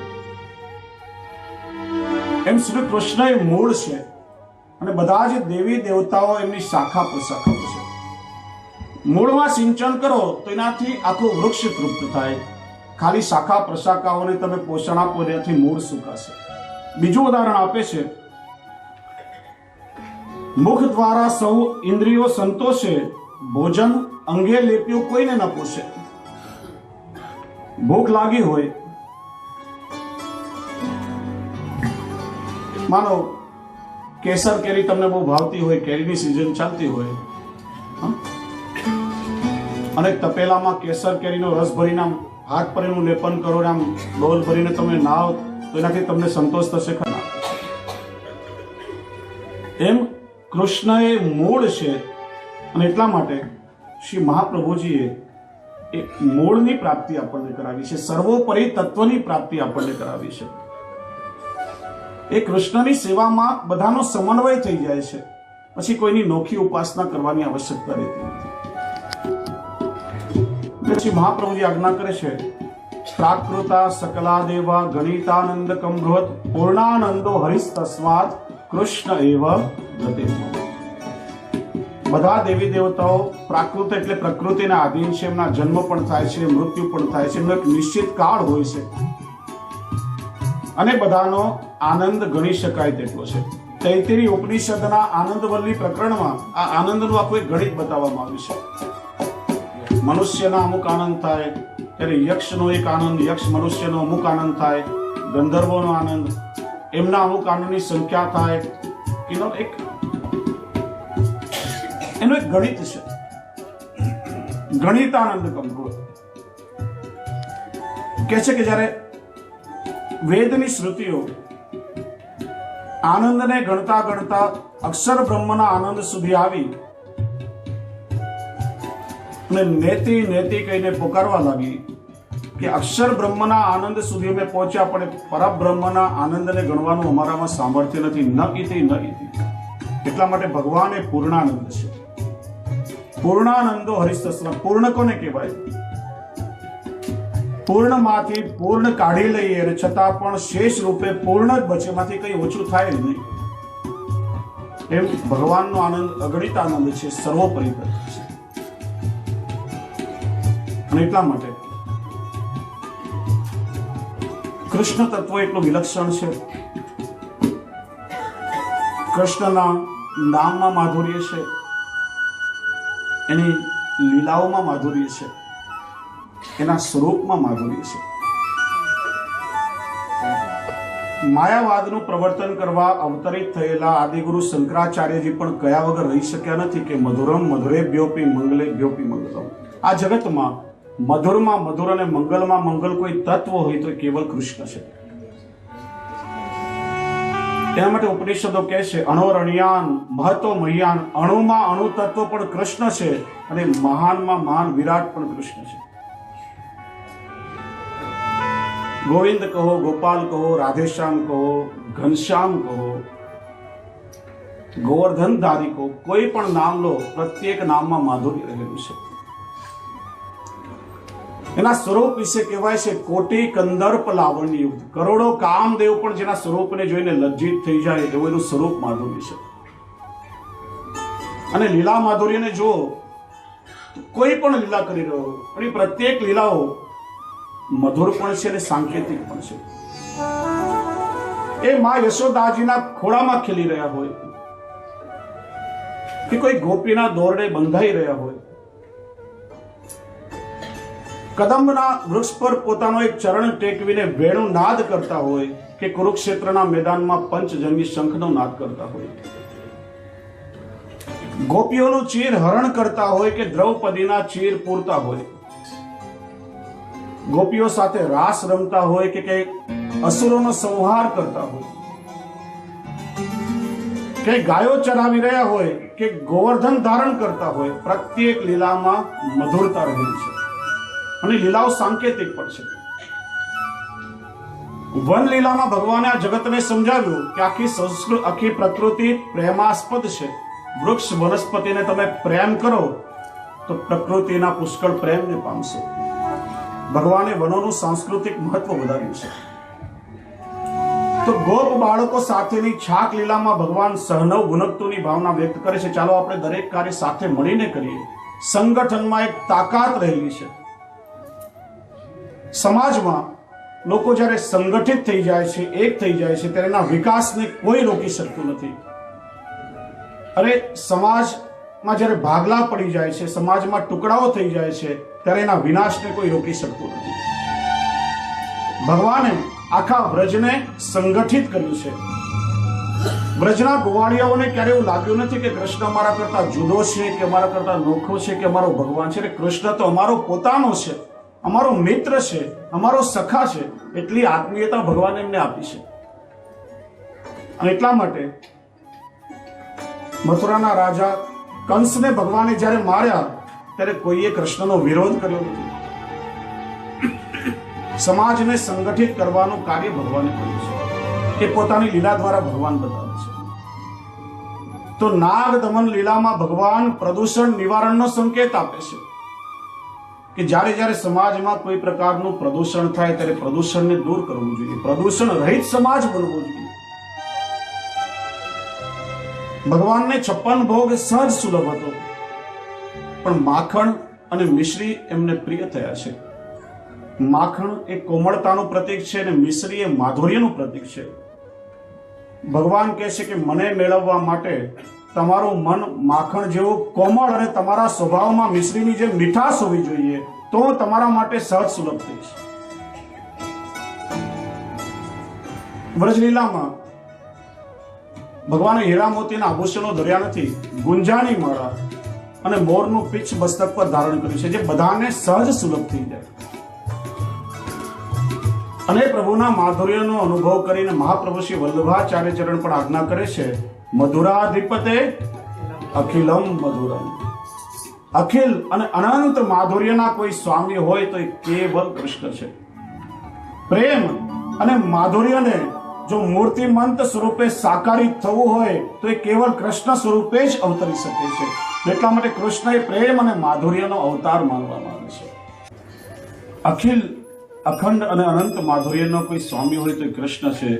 કારણ કે કૃષ્ણનું માધુર્ય એ લોક વેદાતીત અને દેશકાલાતીત છે. લોકવેદની મર્યાદાઓ એને રોકી શકતી નથી કે કોઈ દેશની સીમાઓ પણ એને અવરોધી શકતી નથી. એવું નથી કે ભારતમાં કૃષ્ણ પ્રત્યે વધારે પ્રેમ હોય ને અહીંયા બ્રિટનમાં કૃષ્ણ પ્રત્યે ઓછો પ્રેમ હોય. અહીંયા જો કૃષ્ણ પ્રત્યે ઓછો પ્રેમ હોય તો આટલા વૈષ્ણવ દેખાય ખરા? ભગવાન આ શ્રીજી બાબાનું જે સ્વરૂપ છે એ સારસ્વત કલ્પના મધુરાધિપતિનો એક પ્રાગટ્ય કલયુગના જીવોનો ઉદ્ધાર કરવા પાછા એક ગોવર્ધનમાંથી પ્રગટ થયા છે. એ જ આપણી સન્મુખ બિરાજે છે, એ જ અખિલમ મધુરમ બિરાજે છે. અને એટલા માટે આ જગતના કોઈ પણ વ્યક્તિએ કૃષ્ણના ચરિત્રનું શ્રવણ કર્યું હોય કે કૃષ્ણના જીવનનું દર્શન કર્યું હોય તો કૃષ્ણમય થયા વગર રહ્યો નથી અને કૃષ્ણને ગાયા વગર પણ રહી શક્યો નથી. મુસલમાન ભક્ત કવિ રસખાનજી, જેને આચાર્ય ચરણોની કૃપાથી પ્રભુની આ લીલાઓનો અનુભવ કર્યો, માધુર્યનો અનુભવ કર્યો, તો કયા વગર રહી શક્યા નથી કે જાકો શેષ મહેશ ગણેશ દિનેશ સુરેશ જાય નિરંતર ધ્યાવે, આદિ અનાદિ અનંત અખંડ અછેદ અભેદ સુવેદ બતાવે, નારદ તે સુખ વ્યાસ રટે પછી હારી ગયે પુની પાર ન પાવે, તાહી અહેર કે ચોહરિયા છછિયા ભર છાછ પે નાચ નચાવે. શેષ, હજાર મુખ વાળા શેષ નાગ, शेष सहस्त्र मुख निषदिन गावत पार नहीं पावत तको. महेश शिवजी, गणेश, गणपति, सुरेश, इंद्र, दिनेश એટલે સૂર્ય, આ દેવતાઓ જે પરબ્રહ્મનું ધ્યાન કરતા કરતા થાકે પણ એના ગુણોનો અંત આવે એમ નથી. નારદજીથી લઈ અને વ્યાસજીને પરમહંસ સુખદેવજી જેવા મહાનુભાવો જેમના ગુણો કથતા કથતા થાકી જાય પણ એના ગુણોનો કોઈ પાર નથી. એવા પ્રભુ એક આહિરની કન્યા સામે થોડી છાસ માટે ઠુમક ઠુમક નૃત્ય કરી રહ્યા છે. પ્રભુની કેટલી અદ્ભુત લીલા છે. તો આજનો આધુનિક સંદર્ભ લઈએ તો આજના જેટ એજમાં, કોમ્પ્યુટર એજમાં આપણે સૌ છીએ. કૃષ્ણ દવે નામનો એક બુદ્ધિજીવી કવિ કોમ્પ્યુટર, ઇન્ટરનેટ, વેબસાઇટ એના તમામ પાસાઓને લઈ અને કૃષ્ણ ભક્તિનું કેટલું સુંદર દર્શન કરાવે છે. અહીંયા તો બધાને લગભગ કોમ્પ્યુટર આવડતું હોય પણ અદ્ભુત દરેક વસ્તુઓમાં એના કૃષ્ણના દર્શન કરાવ્યા છે. અદ્ભુત શબ્દો છે. વાસલડી.com, morepitch.com વૃંદાવન આખું. વાસલડી.com, morepitch.com વૃંદાવન આખું. મારા કાનજીની વેબસાઇટ કેટલી વિશાળ કે કયા કયા નામ એના રાખું. ધારો કે મીરાબાઈ.com રાખીએ, ધારો કે મીરાબાઈ.com રાખીએ તો રાધા રીસાઈનું શું, અને વિરહી ગોપીનું ગીત એન્ટર કરીએ તો ફ્લોપી ભીંજાઈનું શું. પ્રેમની આ ડિસ્કમાં તો એવી એવી વાનગી કે કોને છોડું અને કોને ચાખું. મારા કાનજીની વેબસાઇટ એટલી વિશાળ કે કયા કયાના નામ રાખું. પછી કહે છે ગીતાજી.com એકલું ઉકેલવામાં ઉકલી ગઈ પંડિતની જાત. 5000 વર્ષથી હજી પર ગીતાજી ઉપર સંશોધન ચાલે છે. ગીતાજી.com એકલું ઉકેલવામાં ઉકલી ગઈ પંડિતની જાત, અને જાત બળી જાય છતાં ખ્યાલ ના રહે એ જ માણી શકે પૂનમની રાત. ભગવાન સાથે રાસનો અનુભવ કરવો હોય તો પોતાનું અસ્તિત્વ પ્રભુમાં વિલીન કરી દેવું જોઈએ. પ્રેમના માર્ગ પર હું અને તું એ બંને જુદા ટકે જ નહીં. જ્યાં હું તુંમાં વિલીન થઈ જાય, જીવ પ્રભુમાં વિલીન થાય ત્યારે જ એ પરમ રાસનો અનુભવ થાય. જાત બળી જાય છતાં ખ્યાલ ના રહે એ જ માણી શકે પૂનમની રાત. તુલસી મીરા સુર નરસૈયો થઈએ તો ઉકલે છે કંઈક ઝાંખું ઝાંખું. મારા કાનજીની વેબસાઇટ એટલી વિશાળ કે કયા કયા નામ એના રાખું. છેલ્લે કવિ કહે છે એ જ મને પાસવર્ડ મોકલી શકે જેના સ્ક્રીન ઉપર નાચે છે શામ, અને એને શું વાયરસ ભૂસી શકે જેના ચીર પૂરી આપે. પ્રભુના સ્વરૂપનું દર્શન કરી રસખાનજીને એવી આસક્તિ થઈ ગઈ, કહેવા લાગ્યા અરે ये तो मेरा महबूब है और कोई मुझे इसके दीदार करा दे, ये मुझे कहां मिलेगा. श्रीजी बाबा નું ચિત્ર લઈ બધાને પૂછવા લાગ્યા કે मेरा महबूब है, कोई मुझे इसके दीदार करा दे. એકવાર એક વૈષ્ણવનો સંઘ શ્રીજી બાબાના દર્શન કરવા જતીપુરાની યાત્રાએ જતો હતો. श्रीजी बाबाના ચિત્રજીના દર્શન કરાવ્યા. कोई मेरे महबूब के मुझे दीदार करा दे. वैष्णव को कि ये तो हमारे श्रीजी बाबा हैं और हम उन्हीं के दर्शन करने के लिए ब्रज में जा रहे हैं. रसखान जी नाचवा लगा, आज मुझे मेरे महबूब का पता चल गया, आज मुझे उसके दर्शन हो जाएंगे. બધાની સાથે દર્શન કરવા માટે આવ્યા. જેવા મંદિરમાં દર્શન કરવા જાય ત્યાં દ્વારપાળોએ ધક્કો મારીને બહાર કાઢ્યા. वैष्णव के सिवा किसी का प्रवेश या नहीं हो सकता, हम तुम्हें दर्शन करने नहीं जाने देंगे, दर्शन की इजाजत हम तुम्हें नहीं देंगे.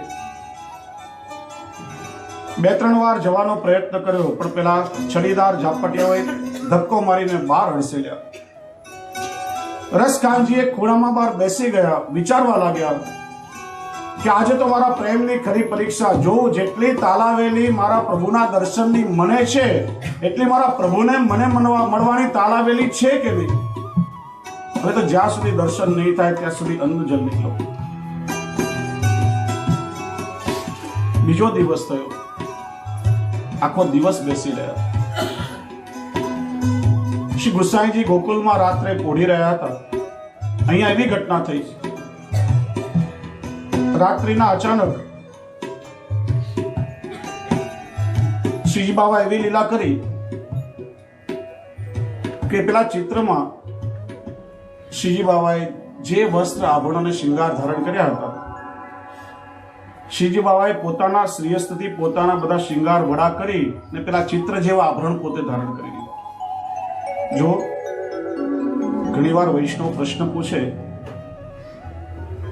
કે આપણે તે પુષ્ટિ માર્ગમાં ઠાકોરજીને પોઢાડીએ ત્યારે વસ્ત્ર આભરણ બધું વડો કરીને કેમ પોઢાડાય? ગમે તેવી ઠંડીમાં પણ આપણે બધા વસ્ત્રો વડા કરીને ભલે 3 રજાઈ ધરાવીએ પણ પ્રભુને નિર્વસ્ત્ર કેમ પોઢાડીએ? એનું કારણ છે વૈષ્ણવ, આપણે તો ભાવથી પ્રભુને જગાડીએ અને પોઢાડીએ છીએ, પણ આપણે કહીએ અનવસર કરાવો. સવારે રાજભોગ પછી અને સાંજે શયન પછી પ્રભુને વ્રજ ગમનની વિજ્ઞપ્તિ થાય છે. પ્રભુ રાતભોર પછી ગૌચારણાદિ લીલા કરવા વ્રજમાં પધારે છે, અને રાત્રે શયન પછી પ્રભુ રાસ આદિ લીલા કરવા વ્રજમાં પધારે છે. વ્રજ ગમનની વિજ્ઞપ્તિ થાય છે, અને આપણે પ્રભુને વસ્ત્ર આભરણ વડા કરીને પોઢાડીએ. જે વ્રજ ભક્તોના જેવા મનોરથ હોય પ્રભુને પોતપોતાની નિકુંજમાં પધરાવી અને પોતપોતાના ભાવ અનુસાર વસ્ત્રોને આભૂષણ ધરાવે છે. એટલા માટે પ્રભુને વસ્ત્ર આભૂષણ આદિ વડા કરીને પોઢાડે છે. શ્રીજી બાબાએ પોતાના શ્રેયસથી વસ્ત્ર વડા કર્યા અને ચિત્રમાં જેવા શૃંગાર હતા એવા વસ્ત્ર આભૂષણ પ્રભુએ ધરાવ્યા. અને ગિરિરાજ પર ઠાડા રહી અને પ્રભુ વેણુ વગાડવા લાગ્યા. અને એ વેણુનો નાદ રસખાનજીના કાનમાં પડ્યો. જ્યાં દર્શન કરીએ, અરે ये तो मेरा महबूब है, आज मुझे उसके दीदार हो गए. દોડ્યા પ્રભુને મળવાને. જ્યાં પ્રભુને પોતાના હૃદય સાથે ચાપવા જાય કે પ્રભુ અંતર્ધાન થઈ ગયા. रसखानजीના નેત્રોમાંથી અશ્રુ વહે कि मेरे महबूब के दर्शन तो हो गए लेकिन मुझे मिला नहीं. और ताप વધવા લાગ્યો. કે શ્રીજી બાબા ગોકુલ પધાર્યા અને શ્રી ગુસાઈજીને આજ્ઞા કરી કે આપ હમણાં જતીપુરા પધારો. મારા એક ભક્તને મારા દર્શનનો બહુ તાપ ક્લેશ છે, એને શરણમાં લઈ મારા દર્શન કરવાને મેં દર્શન તો આપ્યા, પણ જેવો મને પકડવા આવ્યો ત્યાં હું અંતર્ધાન થઈ ગયો. શ્રી ગુસાઈજી વિનંતી કરી કે પ્રભુ આપને દર્શન આપ્યા પણ સ્પર્શ કરવા આવ્યો ત્યાં અંતર્ધાન કેમ થઈ ગયા? શ્રી ગુસાઈજી કહે કે હું શ્રી મહાપ્રભુજીની સાથે વચનથી બંધાયેલો છું કે જે વૈષ્ણવ બ્રહ્મ સંબંધ લઈને તમારા શરણે આવશે એને જ હું મારા શ્રીઅંગનો સ્પર્શ કરવા દઈશ, બીજાને નહીં કરવા દઉં. એટલા માટે તમે જલ્દી ત્યાં જતીપુરા પધારી અને પેલા જીવને શરણમાં લો. શ્રી ગુસાઈજી ઘોડા પર બિરાજી અને જતીપુરા પધાર્યા અને જ્યાં રસખાનજીની દ્રષ્ટિ શ્રી ગુસાઈજી પર પડી, દોડતા हुआ કહેવા લાગ્યા, तुम मेरे महबूब के यार हो ना? श्री गुसाई जी कहे, तुमने कैसे पहचान लिया मैं तुम्हारे महबूब का यार हूं? तुमने भी उनके जैसे ही वस्त्र पहने हैं और तुम्हारी नजरें भी मेरे महबूब के मंदिर की तरफ ही थी, इसलिए मैंने पहचान लिया. श्री गुसाई जी आज्ञा करे, हाँ मैं तुम्हारे महबूब का यार हूं और तुमको तुम्हारे महबूब से मिलाने के लिए ही आया हूं. श्री गुसाई जी पधार्या. रसखानजी नो हस्त पकड़ी निज मंदिर में लई गया. नाम निवेदन कराव्યું, દાન કરાવ્યું. શ્રીજી બાબાના દર્શન કરતા કરતા રસખાનજીના નેત્રોમાંથી પ્રેમાશ્રુ વહી રહ્યા છે.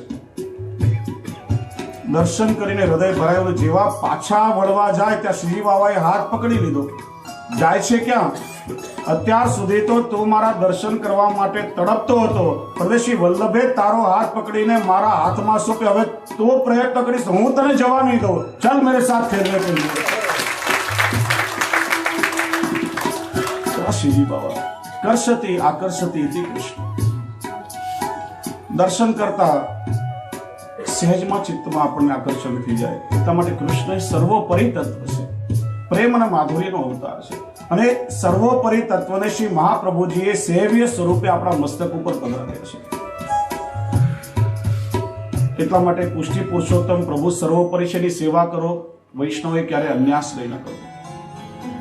કૃષ્ણમાં જ બધા દેવી દેવતાઓ નિહિત છે, એમની સેવામાં જ બધાનો સમન્વય છે. ત્રીજો પ્રકાર બતાવ્યો, એકમ શાસ્ત્રમ દેવકી પુત્ર ગીતમ, એકો દેવો દેવકી પુત્ર એવ, મંત્રોપ્યેકમ તસ્ય નામાન્યમ. કહે છે કે વેદમાં 6.5 કરોડ મંત્ર છે. દરેક મંત્રની ઉપાસના પદ્ધતિ પ્રકારો જુદા જુદા છે. જેનું જ્ઞાન હોતું નથી. ઉચ્ચારમાં અશુદ્ધિ થાય તો પણ ક્યારેક વિપરીત પરિણામ ભોગવવું પડે છે. કલયુગમાં મંત્રોના બધા આદિદેવિક દેવતાઓ તિરોહિત થયા છે, એટલે મંત્રો ફળ આપનારા પણ રહ્યા નથી. એવા સમયમાં કેવલ ભગવાન શ્રી કૃષ્ણનું નામ એ સર્વોપરી મંત્ર છે. શ્રી મહાપ્રભુજીએ કૃપા કરી અને સર્વોપરી એવા અષ્ટાક્ષર મહામંત્રનું આપણને દાન કર્યું છે. એની ચર્ચા આપણે આગળ કરી. એટલે શ્રી આચાર્યચરણ આજ્ઞા કરે છે, નિરંતર અષ્ટાક્ષર મંત્રનું વૈષ્ણવ સ્મરણ કરો, સતતમ અહર્નિ સ્મરણ કરો. અષ્ટાક્ષર મંત્રમાં સામર્થ્ય છે. એકવાર એક વૈરાગીએ શ્રી ગુસાઈજી પાસે આવીને બ્રહ્મ સંબંધ લીધો, વિનંતી કરી, કૃપાનાથ હું વૈરાગી છું, કોઈ જગ્યાએ સ્થિર રહેતો નથી, આજે અહીંયા તો કાલે ત્યાં, નિરંતર મારે તો વિચરણ કરવાનું હોય, અને આપ બ્રહ્મ સંબંધ લીધા પછી ઠાકોરજીની સેવાની આજ્ઞા કરો છો, હું પ્રભુની સેવા કરીશ તો પરિશ્રમ સિવાય કંઈ નહીં આપું, મારા ઉદ્ધારનો કોઈ બીજો પ્રકાર બતાવો. ત્યારે શ્રી ગુસાઈજી આજ્ઞા કે વૈષ્ણવ શ્રદ્ધાથી તમે નિરંતર અષ્ટાક્ષર મહામંત્ર શ્રી કૃષ્ણ શરણમનું સ્મરણ કરજો. પેલા વૈષ્ણવને શ્રી ગુસાઈજીના વચનમાં અપાર શ્રદ્ધા વિશ્વાસ, એ સતત અષ્ટાક્ષર મંત્રનું સ્મરણ કર્યા કરે અને ચારે બાજુ ભ્રમણ કરે. એકવાર કોઈ ગામમાંથી જઈ રહ્યો હતો, ત્યાં એક વિધવા બાઈનો 20 વર્ષનો એકનો એક પુત્ર સર્પનો દંશ થવાથી મૃત્યુ પામ્યો હતો. પેલી વિધવા બાઈ એની પાસે બેસીને હૈયા ફાટ રુદન કરે, આખું ગાન કલ્પાન કરે, અને વૈષ્ણવથી સહન ન થયું. વૈષ્ણવ કોને કહેવાય? કોઈનું દુઃખ એનાથી સહન ન થાય, કોઈને પણ દુઃખી જોવે, પીડિત જોવે, ત્યારે બીજાનું કષ્ટ દૂર કરવા માટે કદાચ એનું કષ્ટ પોતે સહન કરીને પણ બીજાને સુખી કરવાનો પ્રયત્ન કરે છે. પેલો એ દીકરાના મૃત શરીર પાસે બેઠો, માથા પર હાથ ફેરવવા લાગ્યો, મનમાં કંઈ બોલ્યો, ત્યાં તો આળસ મરડીને મરેલો દીકરો સજીવન થયો. બધાને આશ્ચર્ય થયું કે મહારાજ તમે કયો મંત્ર બોલ્યા કે આ મૃત પુત્ર સજીવન થયો, અમને પણ શીખડાવો, ક્યારે કામ લાગે. ગામમાં ઘણા વૈષ્ણવ હતા. પેલો વૈરાગી કે મંત્ર બીજો કોઈ નહીં, શ્રી ગુસાઈજીએ મને આપેલો અષ્ટાક્ષર મહામંત્ર હતો, અને એના પ્રભાવથી આ મરેલો દીકરો સજીવન થયો. વૈષ્ણવ કે આ મંત્ર તો અમે પણ જાણીએ છીએ, અમે તો દરરોજ આટલી માળાઓ કરીએ છીએ. પેલો વૈરાગી કે જે દિવસે તમને મારી જેમ ગુરુદેવના વચનમાં શ્રદ્ધા થશે, વિશ્વાસ આવશે, ત્યારે આ મંત્ર તમને પણ ફલિત થઈ જશે. વિશ્વાસ ગુરુવાદ કરીશું. અષ્ટાક્ષર મહામંત્ર એ સર્વોપરી મંત્ર છે. કૃષ્ણનું નામ એ કલિયુગમાં સર્વોપરી મંત્ર છે. બીજું કોઈ સાધન આ કલિયુગમાં નથી. કલૌ કેશવ કીર્તનાથ. સુખદેવજી પરીક્ષિતને કહે છે, કલે દોષ નિધે રાજન સ્ત્રી એકો મહાન ગુણ કીર્તનાદેવ કૃષ્ણસ્ય મુક્ત સંગા પરંપર્ય. કલયુગ અનેક દોષોનો ભંડાર છે, પણ આ કલયુગમાં સૌથી મોટો ગુણ એ છે કે કેવલ કૃષ્ણના કીર્તન કરી અને જીવ ભવસાગરની પાર કરી શકે. પ્રભુનું નામ સર્વોપરી છે. બીજા બધા યુગોમાં, દ્વાપરમાં, ત્રેતામાં, સતયુગમાં જે ફળ મોટા મોટા સાધનો દ્વારા મળે, યજ્ઞનું યજન, તપ, દાન, દક્ષિણા, તીર્થયાત્રા એનાથી મળે, એ ફળ કલિયુગમાં કેવલ કૃષ્ણનું નામ લેવાથી મળી જાય છે. આ વાત આપણે સાંભળીએ ને બહુ આનંદમાં આવી જઈએ. બીજું કઈ કરવાની જરૂર નથી. કૃષ્ણનું નામ લઈને બધા ફળની પ્રાપ્તિ થઈ જાય. પણ બહુ રાજી થવાની વાત નથી. સાવધાન કર્યા છે, લાલ બત્તી આપી છે. કલિયુગમાં કૃષ્ણનું નામ એ સર્વોપરી સાધન છે. પણ કૃષ્ણનું નામ લઈને તો જુઓ, એ લેવામાં પણ એટલી સરળતા નહીં. તમે ઘણીવાર ટીવીમાં મનપસંદ સિરિયલ જોવા બેસો, આમ ટીવી ચાલુ કરો, જેવો સ્વિચ ઓન કર્યું, બાળકો નિરાતે સૂઈ જાય. 2 કલાક ટીવીની સામે તમે બેસો, મોબાઈલની ઘંટડી પણ નહીં વાગે, કે ટેલિફોન પણ ના આવે, 2 કલાક સુધી કોઈ મળવા પણ ના આવે, એવી નિરાત. અને સિરિયલ પૂરી થાય ને વિચારો, હાથમાં ગૌમુખી લઈને 2-5 માળા કરી લઈએ. જ્યાં હાથમાં ગૌમુખી લીધી ત્યાં સુતેલા છોકરાઓ જાગી જાય, રડવા લાગે. અચાનક ડોરબેલ વાગે, કોઈ આવે, ફોનની ઘંટડી રણકવા લાગે. એવું લાગે અત્યાર સુધી ટીવી જોતા હતા, કેટલી નિરાત હતી. હજી 1 કલાક વધારે જોયો તો પણ ચિંતા નહીં હતી. પણ જ્યાં પ્રભુનું નામ લેવાનો પ્રયત્ન કર્યો, ત્યાં બધી અગવડતાઓ શરૂ થઈ. કાલનો પ્રભાવ છે. અને પ્રભુનું નામ લેવા માત્રથી જીવનો ઉદ્ધાર થઈ જાય છે. મહાભારતનો એક પ્રસંગ છે. અવારનવાર ભગવાન પાંડવોને સાવધાન કરે, થોડા સમયમાં હું નિત્ય લીલા ધામમાં જઈશ, પછી કલયુગનો પ્રારંભ થશે, તમે સાવધાન થઈ જાઓ. યુધિષ્ઠિરે ભગવાનને પૂછ્યું, પ્રભુ અવારનવાર તમે અમને ચેતવણી આપો છો, સાવધાન કરો છો, કલયુગ આવશે, કલયુગ આવશે, પણ આ કલયુગ આવશે ની ખબર અમને કેવી રીતે પડશે? આ કલયુગનો પ્રભાવ કેવો હશે અમને કઈ ખબર નથી. આપ કૃપા કરીને કંઈક બતાવો. ભગવાન કે એવું કરો, તમે 5 ભાઈઓ 12 નગરચર્યા કરવા માટે નીકળો, 12 ફરવા નીકળો, અને 12 જે કંઈ તમને વસ્તુ વિચિત્ર લાગે, કંઈક નવીનતા લાગે, એની તમે નોંધ કરી લેજો. સાંજે આપણે બધા પાછા મહેલમાં ભેગા થઈશું અને ત્યારે ચર્ચા કરીશું. 5 ભાઈઓ નગરચર્યા કરવા નીકળ્યા. યુધિષ્ઠિર જતા હતા. જતા જતા એમણે દ્રશ્ય જોયું કે એક જળાશયમાં 2 સૂંઢ વાળો હાથી પાણી પી રહ્યો હતો. એક સૂંઢથી પોતાનું પાણી પી રહ્યો હતો, પણ બીજી સૂંઢથી બાજુમાંથી બીજા બધાનું પાણી પોતે પી લેતો હતો. કોઈને પાણી ના પીવા દે. યુધિષ્ઠિર વિચાર્યા, કેવું આશ્ચર્ય, 2 સૂંઢ છે, પોતાનું પાણી તો પીએ છે, પણ કોઈને પીવા દેતો નથી. કંઈક રહસ્ય હશે. નોંધી લીધું. ભીમસેન જતા હતા. જતા જતા જોયું કે રસ્તામાં એક ગાય પોતાના વાછરડાને ચાટી રહી છે અને વાલ કરી રહી છે. અને ચાટતા ચાટતા એ વાછરડાને વાલ કરતા કરતા પેલું વાછરડું લોહી લુહાણ થઈ ગયું, જમીન ઉપર પડ્યું, પગ પર ઊભો પણ ના રહી શકે, અને છતાંય ગાય એને વાલ કરવાનું મૂકે નહીં. ભીમ વિચારે કે આ કેવી માતા છે? બાળક લોહી લુહાણ થઈ ગયું, એનું વાછરડું જમીન પર પડ્યું, પણ એને ચાટવાનું, વાલ કરવાનું મૂકતી નથી. કંઈક કારણ હોવું જોઈએ. નોંધી લીધું. અર્જુન જતા હતા. એમને જો આકાશમાં એક પક્ષી ઉડતું હતું. એક પાંખમાંથી વેદના મંત્રો નીકળી રહ્યા હતા, બીજી પાંખમાંથી પુરાણના શ્લોકો પ્રગટ થઈ રહ્યા હતા, પણ એની ચાંચમાંથી રક્ત ટપકી રહ્યું હતું. અર્જુન વિચાર્યા, કેટલું વિચિત્ર પક્ષી છે. પાંખમાંથી વેદ અને પુરાણના મંત્રો નીકળે છે, પણ ચાંચમાંથી લોહી ટપકી રહ્યું છે. કંઈક આમાં રહસ્ય છે. નોંધી લીધું.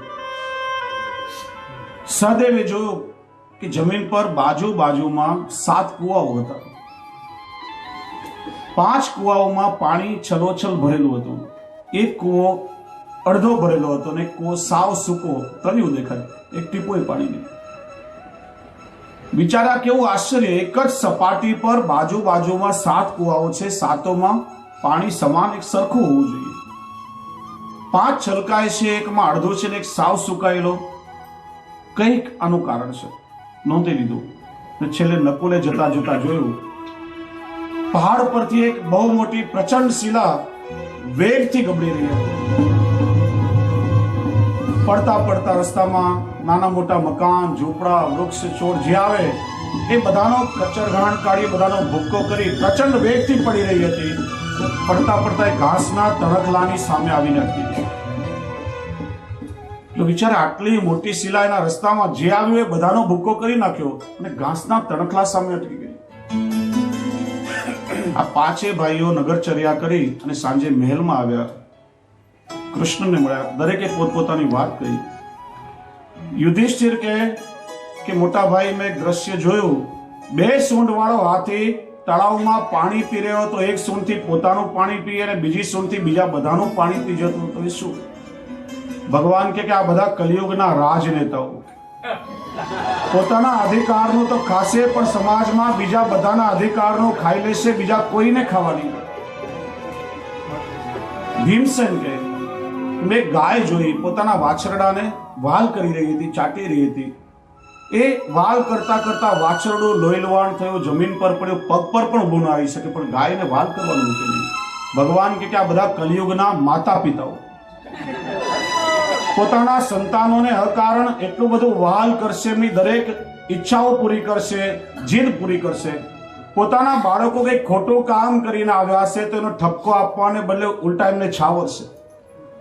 પરિણામે સંતાનો એટલા બધા પોકળ થઈ ગયા હશે કે પોતાના પગ પર પણ ઊભા નહીં રહી શકે, અને છતાંય મા બાપ એમને ખોટું વાલ કરવાનું મૂકશે.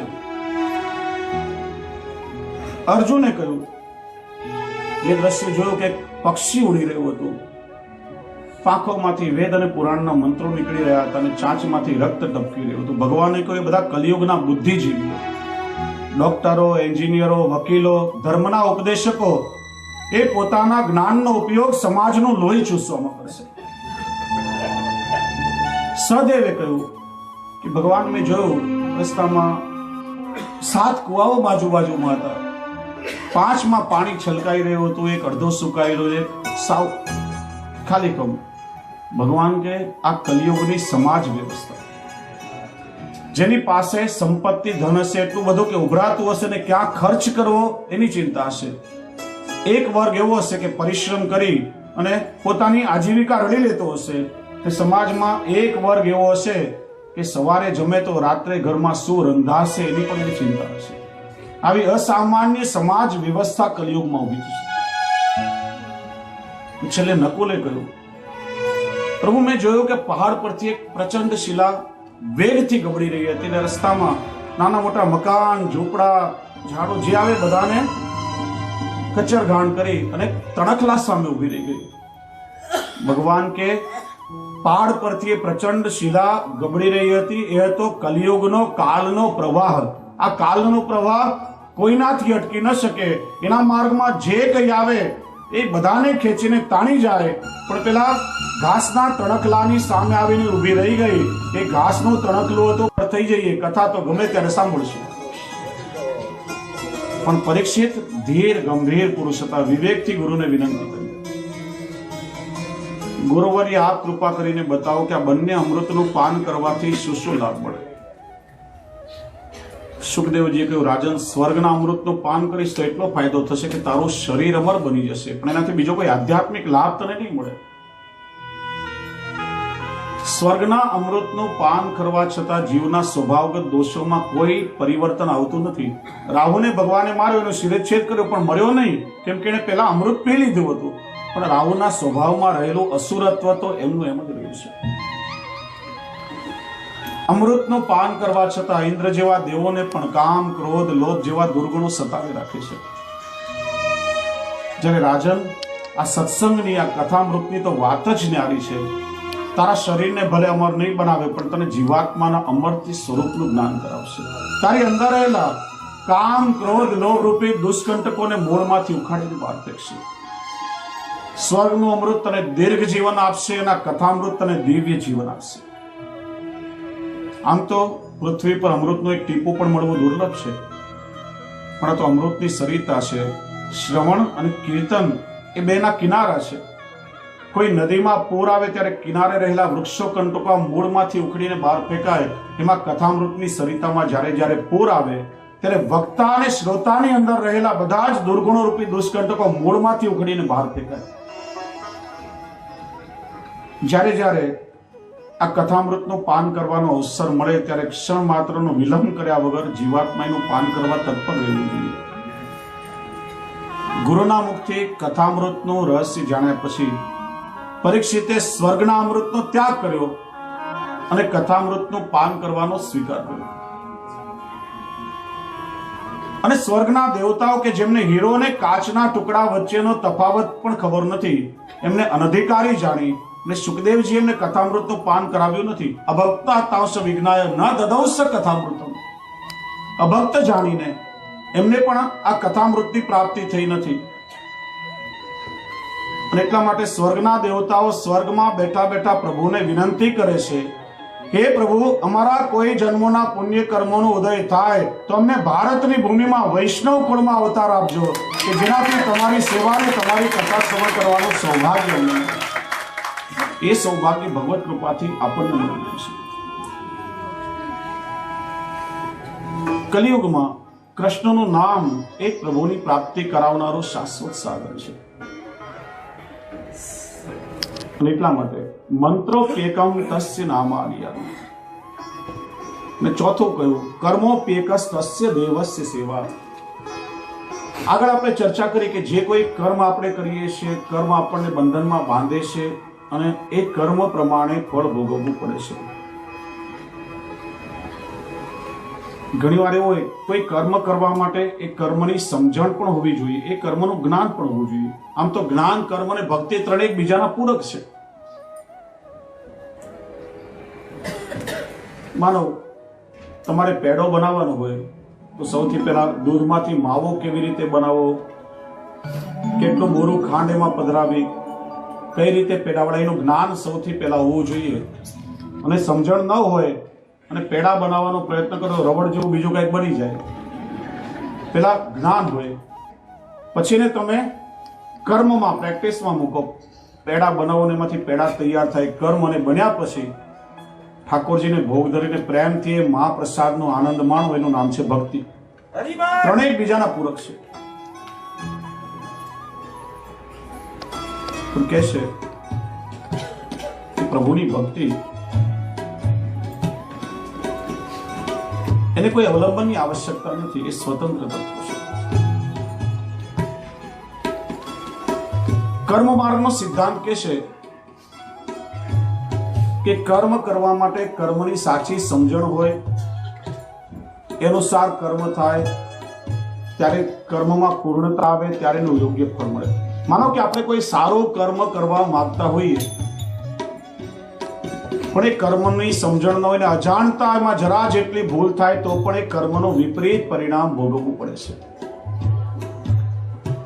માનો કે માવામાંથી પેડા બનાવવા માટે દળેલી ખાંડ એટલે બોરું પધરાવવાનું હોય, બોરાની બાજુમાં મીઠાનો દોનો હોય, ભૂલથી મીઠું પધરાવી દો તો શું થાય?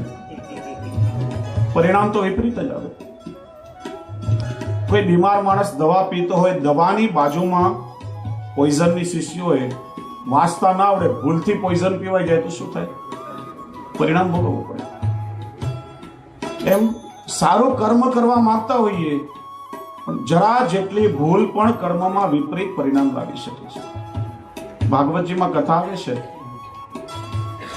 યાદવ બાળકો રમતા હતા, રમતા રમતા દડો કૂવામાં પડ્યો. દડો કાઢવા કૂવામાં જોયું, ગભરાયા. બહુ મોટો વિશાળ કાચીડો કૂવામાં હતો. કાચીડો હતો પણ એના શરીરમાંથી સુવર્ણની જેમ આભા પ્રસરી રહી હતી, સોના જેવું તેજ જગાડા મારી રહ્યું હતું. આવો કાચીડો જોયો નહીં, બહાર કાઢવાનો પ્રયત્ન કર્યો પણ નીકળ્યો નહીં, એટલે ગભરાયા અને ભગવાનના શરણે આવ્યા. ભગવાન શ્રી કૃષ્ણ પધાર્યા, ડાબા હાથથી સેજ માત્રમાં પેલા કાચીડાને બહાર કાઢ્યો અને પ્રભુના હસ્તનો સ્પર્શ થતા એમાંથી એક દિવ્ય પુરુષ બની ગયો. ભગવાન તો આ જાણતા હતા પ્રભુની લીલા, પણ કર્મનો સિદ્ધાંત જગતને સમજાય. ભગવાને પ્રશ્ન પૂછ્યો કે ભાઈ તું કોણ છે, તારી આ દશા શા માટે? એને પોતાની આત્મકથા કહી કે પૂર્વના સમયમાં હું નૃગ નામે રાજા હતો. મને ગાયોનું દાન કરવામાં પુષ્કળ આનંદ મળતો. મારા જીવનમાં મેં અસંખ્ય ગાયોનું દાન કર્યું છે. વર્ણન આવે છે, નૃપ કહે છે, કદાચ આકાશમાં જેટલા તારાઓ હશે એટલી ગાયોનું મેં દાન કર્યું હશે. કદાચ ધરતી ઉપર રેતીની જેટલી કણો હશે એટલી ગાયો મેં દાનમાં આપી હશે. કદાચ આકાશમાંથી મેઘની જેટલી ધારાઓ વરસી હશે એટલી ગાયો મેં દાનમાં આપી હશે. વિચારો, આપણે ત્યાં એક ગાયનું દાન કરવાનું કેટલું મહત્વ છે. તો આટલી ગાયો જેને દાનમાં આપી એને તો ઇન્દ્રાસન મળવું જોઈએ કે મોક્ષ મળી જવું જોઈએ? કાચીડો કેમ થયો? એને કથા આગળ કહી, એકવાર દાન કરવામાં મારાથી જરા જેટલી ભૂલ થઈ. એક ગાયનું દાન મેં એક બ્રાહ્મણને આપ્યું. એ ગાય બ્રાહ્મણની ગાયોથી જુદી પડીને મારી ગાયોના ટોળામાં પાછી ભળી ગઈ ને એ જ ગાયોનું દાન ભૂલથી મેં બીજા બ્રાહ્મણને આપી દીધું. એકવાર એ બ્રાહ્મણ ગાય ચરાવતો હતો. એના મૂળ માલિકે ગાયને ઓળખી લીધી કે આ ગાય મારી છે. બીજું કે આ ગાય તો રાજાએ મને દાનમાં આપી છે. લડતા લડતા બંને મારી પાસે આવ્યા. રાજા કે મને બહુ સમજાવ્યા કે તમે એક ગાય માટે લડો છો, પણ એક ગાયના બદલામાં હું તમને ઉત્તમ 1 લાખ ગાય દાનમાં આપું. પણ કોણ જાણે મારા કર્મની શું ગતિ હશે. પેલા બંને માન્યા નહીં, ચાલ્યા ગયા. મારું જ્યારે મૃત્યુ થયું, યમના દૂતો લેવા માટે આવ્યા ત્યારે યમરાજાએ મને પૂછ્યું કે તારે પેલા પુણ્યનું ફળ ભોગવવું છે કે પેલા પાપનું ફળ ભોગવવું છે? મેં કહ્યું પેલા પાપનું ફળ ભોગવી લઉં. પરિણામે આ ક્ષુદ્ર યોનિમાં, કાચીડાની યોનિમાં હું પડ્યો. ને આપની કૃપાથી, આપના સ્પર્શથી એ મારા કર્મોનો ક્ષય થયો અને આજે મારી ઉત્તમ ગતિ થઈ. એટલા માટે કર્મ બંધનમાં બાંધે છે, પણ જે કર્મો આપણે પોતાના માટે કરીએ છીએ કર્મો આપણને બંધનમાં બાંધે છે. ભગવત અર્પિત બુદ્ધિથી કરેલા કોઈ પણ કર્મો આપણને બંધનમાં બાંધી શકતા નથી. અને એટલા માટે પુષ્ટિ માર્ગમાં દરેક કર્મ આપણે ભગવત પ્રીત્યર્થ કરીએ છીએ, પ્રભુની પ્રીતિ માટે કરીએ છીએ. ઠાકોરજીની સેવા પણ આપણા સ્વાર્થ માટે નહીં, પ્રભુના સુખ માટે કરીએ છીએ. વૈષ્ણવનું તો જીવન કેવલ પ્રભુના સુખ માટે છે. અને એટલા માટે પ્રભુની સેવા એક એવું અલૌકિક કર્મ છે કે માણસના કરેલા કર્મોના બંધનોને પણ કાપી શકે છે અને બધા કર્મોથી મુક્ત કરી શકે છે. એટલા માટે કર્મોપ્યેકસ્તસ્ય દેવસ્ય સેવા. આ 4 વાત કોઈ વ્યક્તિએ કહેલી વાત નથી, પણ સ્વયં ભગવાન શ્રી જગન્નાથ રાયજીએ પ્રતિપાદિત કરેલો આ મત છે અને શ્રી મહાપ્રભુજીએ એનો સ્વીકાર કર્યો છે. એટલા માટે ભગવાન શ્રી કૃષ્ણ એ સર્વોપરી તત્વ છે. પ્રભુનું નામ, પ્રભુની સેવા એ જ પુષ્ટિ જીવોનું કર્તવ્ય છે. અને એ જ વાતનું પ્રતિપાદન શ્રી હરિરાય પ્રભુચરણ અહીંયા કરી રહ્યા છે. સેવા માટે આગળ એક વાત વધારે શ્રી હરિરાયજી સમજાવે છે. ઘણીવાર આપણે લોકો કહેતા હોઈએ ઠાકોરજીની સેવા કરવા માટે બેસીએ છીએ પણ મન બહુ લાગતું નથી. સેવા કરીએ ત્યારે જાત જાતના વિચારો આવે છે, મન સ્થિર રહેતું નથી. મન ક્યારે પણ સ્થિર રહે જ નહીં, મન સતત ચંચળ છે. પણ પ્રભુની સેવામાં આપણું ચિત્ત પરોવાય એ માટે શ્રી હરિરાયજી આપણને એક બહુ સુંદર બીજો પ્રકાર બતાવ્યો છે કે ઠાકોરજીની સેવાના સમયે 3 પ્રકારનું ભાવન વૈષ્ણવે કર્યું. મનસા ભાવય નિત્યમ લીલા સર્વક્રમાગતા. પ્રભુની સેવામાં ભાવના, જો ભાવ અને ભાવના બંને જુદા જુદા શબ્દો છે. ભાવો ભાવનયા સિદ્ધમ, ભાવનાથી ભાવ સિદ્ધ થાય છે. શ્રી મહાપ્રભુજીની આજ્ઞા છે કે ઉત્તમ ભાવના દ્વારા ભાવ સિદ્ધ થાય છે. કોઈ વ્યક્તિના સંપર્કમાં આપણે આવીએ, ક્યારેક એના પ્રત્યે આપણને પ્રેમની ભાવના થાય, ક્યારેક માનથી એની સાથે વર્તન કરીએ એવી ભાવના થાય, ક્યારેક આત્મીયતાની ભાવના પ્રગટ થાય. આ લાગણીનો એક પિંડ બંધાય છે ને આપણે જોઈ શકતા નથી, અનુભવી શકીએ છીએ. એ લાગણીનો જે પિંડ બંધાય એનું નામ છે ભાવ. પણ એના માટે જે લાગણીઓ બધી ઉપયોગમાં આવી એનું નામ છે ભાવના. ભાવના દ્વારા ભાવ સિદ્ધ થાય છે. એટલે ઠાકોરજીની સેવા કરવાના સમયે વૈષ્ણવે 3 પ્રકારનો ભાવ હવન કર્યો. સૌથી પહેલા સ્વરૂપ ભાવના. જે પ્રભુના સ્વરૂપની તમે સેવા કરી રહ્યા છો એ સ્વરૂપ કઈ લીલાનું છે, સ્વરૂપનો શું ભાવ છે, એનું સતત મનથી ચિંતન કરો. ગઈકાલે શ્રી ગોવર્ધનનાથજીની સ્વરૂપ ભાવના સમજાવી હતી, યાદ છે કે ભૂલી ગયા? ભૂલી ગયા? મોટા ભાગના લોકો સમજે છે આમ સિરિયસ છે ને, ગોવર્ધન ધારણ કર્યું એ સ્વરૂપ છે, પણ એ સ્વરૂપ ગોકુલનાથજી છે. ગોવર્ધન ધારણ કરતા સમયે પ્રભુ ચત્રભુજ થયા હતા. એક શ્રીયસે ગોવર્ધન ધારણ કર્યો, એક શ્રીયસમાં શંખ ધારણ કર્યો, બે શ્રીયસથી પ્રભુએ વેણુનાદ કર્યો. તમે જે પ્રભુની સેવા કરો એ સ્વરૂપનું જો જ્ઞાન ન હોય તો મન પ્રભુમાં કેવી રીતે જોડાય? શ્રીજી બાબાએ તો નિકુંજ નાયક છે. દ્વારકાધીશ પ્રભુની આપણે સેવા કરીએ. દામોદરદાસ સંભલવાલાને શ્રી મહાપ્રભુજીએ દ્વારકાધીશજીનું સ્વરૂપ પધરાવી આપ્યું. ત્યારે પ્રશ્ન થયો કે પ્રભુ તો પુષ્ટિ માર્ગ છે અને દ્વારકા લીલા એ તો મર્યાદા લીલા છે, તો સ્વરૂપનો ભાવ શું? ત્યારે શ્રી મહાપ્રભુજી આજ્ઞા કરી, દામોદરદાસ આ દ્વારકા લીલાનું સ્વરૂપ નથી, સંધિ છૂટી પાડો. દ્વાર ક અધીશ. દ્વાર એટલે દરવાજો, ક એટલે જલ. સંસ્કૃતમાં જલ માટે લગભગ 108 જુદા જુદા શબ્દોનો પ્રયોગ છે. પુષ્ટિ માર્ગમાં જલ સ્વરૂપે કોણ બિરાજે છે? શ્રી યમુનાજી. દ્વાર ક અધીશ, દ્વારકાધીશ એટલે શ્રી યમુનાજીના નિકુંજના દ્વારના અધિપતિ, એટલે પણ નિકુંજ લીલાનું સ્વરૂપ છે. તો સૌથી પહેલા સ્વરૂપ ભાવના, ત્યાર પછી લીલા ભાવના. જગાડવાથી પોડાડવા સુધીના જે સમયની સેવા તમે પહોંચી રહ્યા હોય એ સમયનું નંદાલય અને નિકુંજ લીલાનું અનુસંધાન કરો. જો પુષ્ટિ માર્ગમાં બે ભાવથી પ્રભુની સેવા થાય છે, બાલ ભાવથી અને કિશોર ભાવથી. નંદાલયમાં પ્રભુ બાલ ભાવથી લીલા કરે છે અને નિકુંજમાં પ્રભુ કિશોર ભાવથી લીલા કરે છે. આ બંનેનું સાથે ભાવન.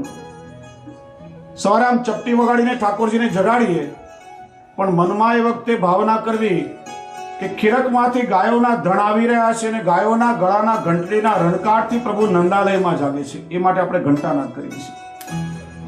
સાથે સાથે નિકુંજમાં પોડી રહેલા પ્રભુ સવારે પક્ષીઓના કલરવથી જાગે છે, એ ભાવથી આપણે ત્યાં શંખનાદ થાય છે.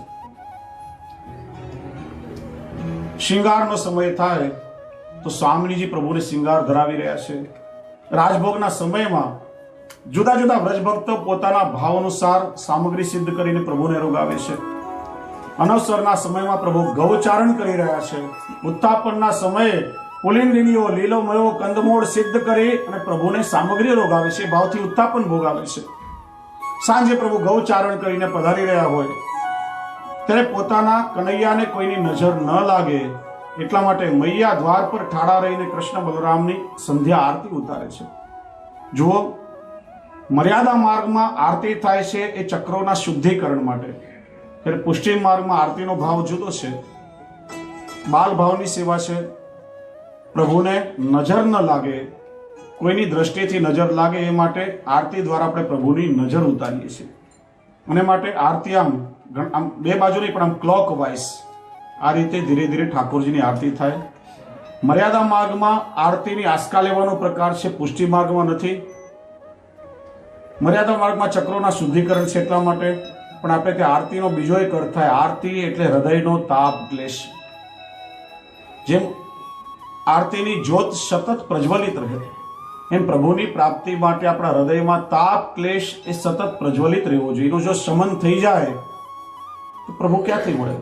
એટલા માટે આરતી આપણે ત્યાં લેવાતી નથી. અને આરતી પહેલા ચાર પહેલા મુઠિયા, જેને આપણે ગુજરાતીમાં ઈડિયા પીડિયા કહેવાય, પ્રભુ પરથી નોછાવર કરીએ છીએ, એનો ભાવ છે. ભાગવતજીમાં પ્રભુએ જ્યારે વેણુનાદ કર્યો ત્યારે વેણુનાદ શ્રવણ કરી ગોપીઓ કોઈ ઘરનું કાર્ય કરી રહી હતી, કોઈ પતિની સેવા કરી રહી હતી, કોઈ ગાય ધોઈ રહી હતી, કોઈ શૃંગાર સજી રહી હતી, કોઈ દીવો પ્રગટાવી રહી હતી.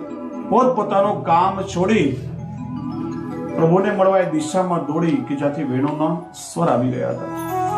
શ્રી મહાપ્રભુજી સમજાવે છે, આ ગોપીઓ પોતાના ચાર પુરુષાર્થ ધર્મ, અર્થ, કામ અને મોક્ષ સિદ્ધ કરી રહી હતી. જે પતિની સેવા કરી રહી હતી એ પોતાનો ધર્મ પુરુષાર્થ સિદ્ધ કરતી હતી. ગૌ દોહન કરતી હતી એ પોતાનો અર્થ પુરુષાર્થ સિદ્ધ કરતી હતી, જે શણગાર સજી રહી હતી પોતાનો કામ પુરુષાર્થ સિદ્ધ કરતી હતી, અને જે દીવો પ્રગટાવી રહી હતી એ મોક્ષ પુરુષાર્થ સિદ્ધ કરતી હતી. પણ જ્યાં વેણુના નાદનું શ્રવણ થયું ત્યાં ચારે પુરુષાર્થો પ્રભુ પર નોછાવર કરી અને પ્રભુને મળવા માટે ભાગશે. એટલા માટે એ ચાર મુઠિયાનો ભાવ એ છે કે પ્રભુ આપના સ્વરૂપાનંદ સામે ધર્મ અર્થ કામ મોક્ષ આ ચારે લૌકિક પુરુષાર્થો આપના પરથી નોછાવર કરીને અમે ફેંકીએ છીએ, અથવા તો પ્રભુ આપના સ્વરૂપાનંદ સામે સાલોક્ય સાયુજ્ય સામીપ્ય અને સાષ્ટી ચાર પ્રકારની મુક્તિ એ આપના પર નોછાવર કરી અને અમે વારીને ઉતારી છે. એટલા માટે પ્રભુને મુખ્ય નોછાવર થાય છે. તાપ ક્લેશ આરતી યશોદા મૈયા બાલ ભાવથી પ્રભુની આરતી ઉતારી રહી છે. સાંજે શયનના સમયમાં પ્રભુને દૂધ રોગાવી મીઠી મીઠી વાર્તાઓ ગાઈ હાલરડાઓ ગાઈ અને મા યશોદા પ્રભુને પોઢાડી છે. એ સમયે લીલાનું અનુસંધાન કર્યું. કોઈ ઉત્સવ આવે ત્યારે આજના ઉત્સવે પ્રભુએ શું લીલા કરી હતી, આજના ઉત્સવનો શું વિશેષ ભાવ, એનું અનુસંધાન કરો. એનું નામ છે લીલા ભાવ. જો વૈષ્ણવ થોડો પ્રકાર સમજીએ. પુષ્ટિ માર્ગમાં આપણે 12 મહિનામાં 56 ઉત્સવ મનાવીએ છીએ. 11 વર્ષ અને 52 દિવસ ભગવાને વ્રજમાં જે લીલા કરી એ વ્રજ લીલાના ભાવ અનુસાર ઠાકોરજીની નિત્ય સેવા, ઋતુ સેવા અને વર્ષોત્સવની સેવાનો પ્રકાર આપ્યો છે.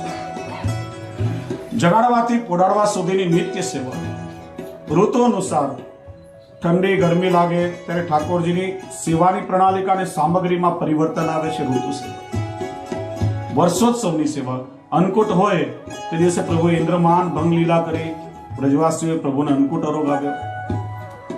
ગોપાષ્ટમીના દિવસે પ્રભુ પ્રથમ ગૌચારણ કરવા માટે પધાર્યા. જે ઉત્સવ હવે આજના ઉત્સવે ઠાકોરજી વ્રજમાં કઈ લીલા કરી એનો ભાવ કરો. અને આ જુદા જુદા જે મનોરથો આપણે એના દર્શન કરીએ છીએ એ પણ પ્રભુની નિત્ય લીલાના નિકુંજ લીલાના મનોરથો છે. જો એક વિવેક વૈષ્ણવ ખાસ રાખવો, પ્રભુના બધા મનોરથો વ્રજ ભક્તો તો નિત્ય સિદ્ધ કરે છે. આપણે તો કેવલ આપણા ભાવ અનુસાર એ ઝાંખી કરવા સિદ્ધ કરીએ છીએ. એટલે વૈષ્ણવોએ એવા જ મનોરથો કરવા કે જે લીલા કરવામાં પ્રભુને પ્રસન્નતા થઈ હતી, પ્રભુને સુખ થયું હતું. પ્રભુએ અનેક લીલાઓ વ્રજમાં કરી છે. પ્રભુ લીલા ભક્તોને સુખનું દાન કરવા અથવા તો ભક્તોના કલ્યાણ માટે કરે છે. ભક્તના ઉદ્ધાર માટે ઘણી લીલાઓ કરવામાં પ્રભુને પરિશ્રમ પણ થયો છે. જે લીલામાં પ્રભુને પરિશ્રમ થયો હોય એ લીલાઓના મનોરથો આપણે ત્યાં ક્યારેય પણ થતા નથી. એક જગ્યાએ મેં જોયું હતું, કોઈ જગ્યાએ કોઈ મનોરથ કર્યો તો કંસના કારાગૃહ જેલ બનાવીને ભગવાનને જેલમાં પૂરી દીધા. તો પ્રભુને માં તો પરિશ્રમ થયો. મને એકવાર એ પૂછ્યું કોઈએ કે કૃષ્ણને પ્રાગટ્ય જો લેવું હતું તો ભગવાન મહેલમાં કેમ નહીં, જેલમાં કેમ પ્રગટ્યા? મેં કહું ભગવાન તો ગમે ત્યાં પ્રગટી શકે, પણ ભગવાન જેલમાં પ્રગટ્યા એવું નથી. આપણે બધા જ જેલમાં છીએ. ફરક એટલો કે પેલા જેલની આગળ લોખંડના સળિયા હતા અને આપણી આ સંસારની જેલ સામે કામ, ક્રોધ, લોભ, મોહ, મદ અને મત્સરના સળિયા છે. પેલી જેલમાંથી છૂટી જવાય, પણ આપણા જેવા સંસારી જીવોને આ સંસારની જેલમાંથી મુક્ત કરવા માટે ભગવાન જેલમાં પ્રગટ થયા છે. જેલના બંધનો તોડીને ભગવાન બહાર નીકળ્યા ત્યારે જ બધાને પ્રતીતિ થાય કે હું તમને આ સંસારની જેલમાંથી છોડાવવા માટે આવ્યો છું. અઘાસુર વધ, બકાસુર વધ, કાલી નાગ દમન, આ બધા લીલાઓના મનોરથો આપણે ત્યાં ક્યારેય પણ થતા નથી. પ્રભુનું સુખ વિચારી જે લીલામાં પ્રભુને પ્રસન્નતા થઈ એ લીલાના મનોરથો થાય છે. અને એટલા માટે જ રવિવારે 56 ભોગ છે. 56 ભોગનો ભાવ શું? ધ્યાનથી સાંભળો.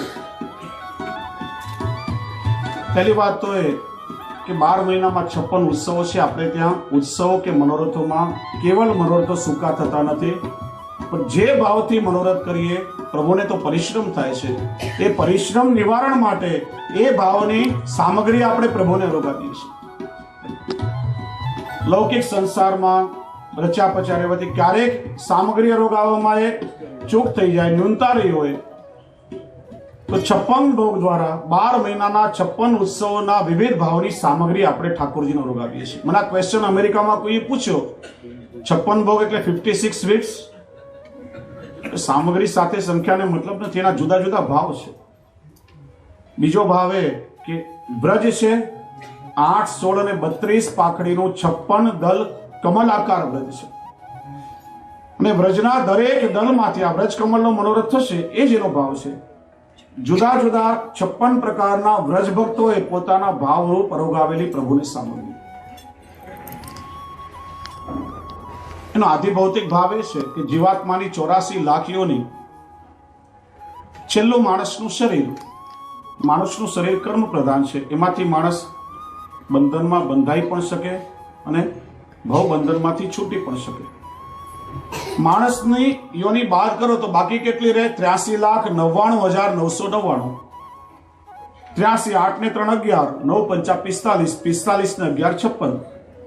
કે મનુષ્ય યોની દ્વારા 83,99,999 યોનીનું કર્મ ફળ આપણે 56 ભોગ દ્વારા પ્રભુને અર્પણ કરીએ છીએ, કે જેનાથી 84 લાખ યોનીનો જન્મ મરણનો એ ભવ ફેરો છૂટી જાય. એમ જુદા જુદા ભાવ છે. તો એ રીતે લીલા ભાવના. અને ત્રીજો પ્રકાર છે ભાવ ભાવના. ઠાકોરજીની સેવામાં ઉપયોગમાં આવતું તમામ સાહિત્ય ઇત્યાદિ અલૌકિક ભગવત સ્વરૂપે છે, એમાં ક્યારે લૌકિક ભાવ નહીં રાખવું. પ્રસંગ આવે છે, ગોકુલમાં શ્રી હરિરાયજી પોતાના પરિવાર સાથે બિરાજે. જન્માષ્ટમીનો ઉત્સવ આવ્યો. શ્રી વિઠ્ઠલનાથજી લાકડાના કાષ્ટના પલ્લામાં ઝૂલી રહ્યા છે. શ્રી ગોપેશ્વરજી પોતે ઝુલાવી રહ્યા છે, અને કીર્તનકારો કીર્તન ગાય છે કે પ્રભુ રત્ન જટિત સુવર્ણના મણિમય પલ્લામાં ઝૂલે છે. શ્રી ગોપેશ્વરજીએ શ્રી હરિરાયજીને વિનંતી કરી, દાદાભાઈ, મારો મનોરથ છે કે આપણા પ્રભુ માટે સુવર્ણનું પલ્લું ક્યારે સિદ્ધ થશે? શ્રી હરિરાયજી આજ્ઞા કરી, ઠાકોરજી તમારો મનોરથ પૂર્ણ કરશે, સમય જતા વાર લાગતી નથી. બીજો વર્ષ આવ્યો, એ જન્માષ્ટમી, એ જ નન મહોત્સવ પલના શ્રી ગોપેશ્વરજી ઝુલાવી રહ્યા છે, કીર્તનકારો કીર્તન ગાય છે, પણ પ્રભુ તો એ જ લાકડાના પલ્લામાં ઝૂલી રહ્યા છે. પોતાનો મનોરથ પૂરો થયો નહીં, એનો તાપ ક્લેશ ગોપેશ્વરજીને થયો અને મૂર્છિત થઈ ગયા. ત્યારે શ્રી હરિરાયજી એમને મૂર્છામાંથી જગાડ્યા. કહ્યું, બાવા જુઓ તો ખરા, પ્રભુ શેમાં ઝૂલી રહ્યા છે?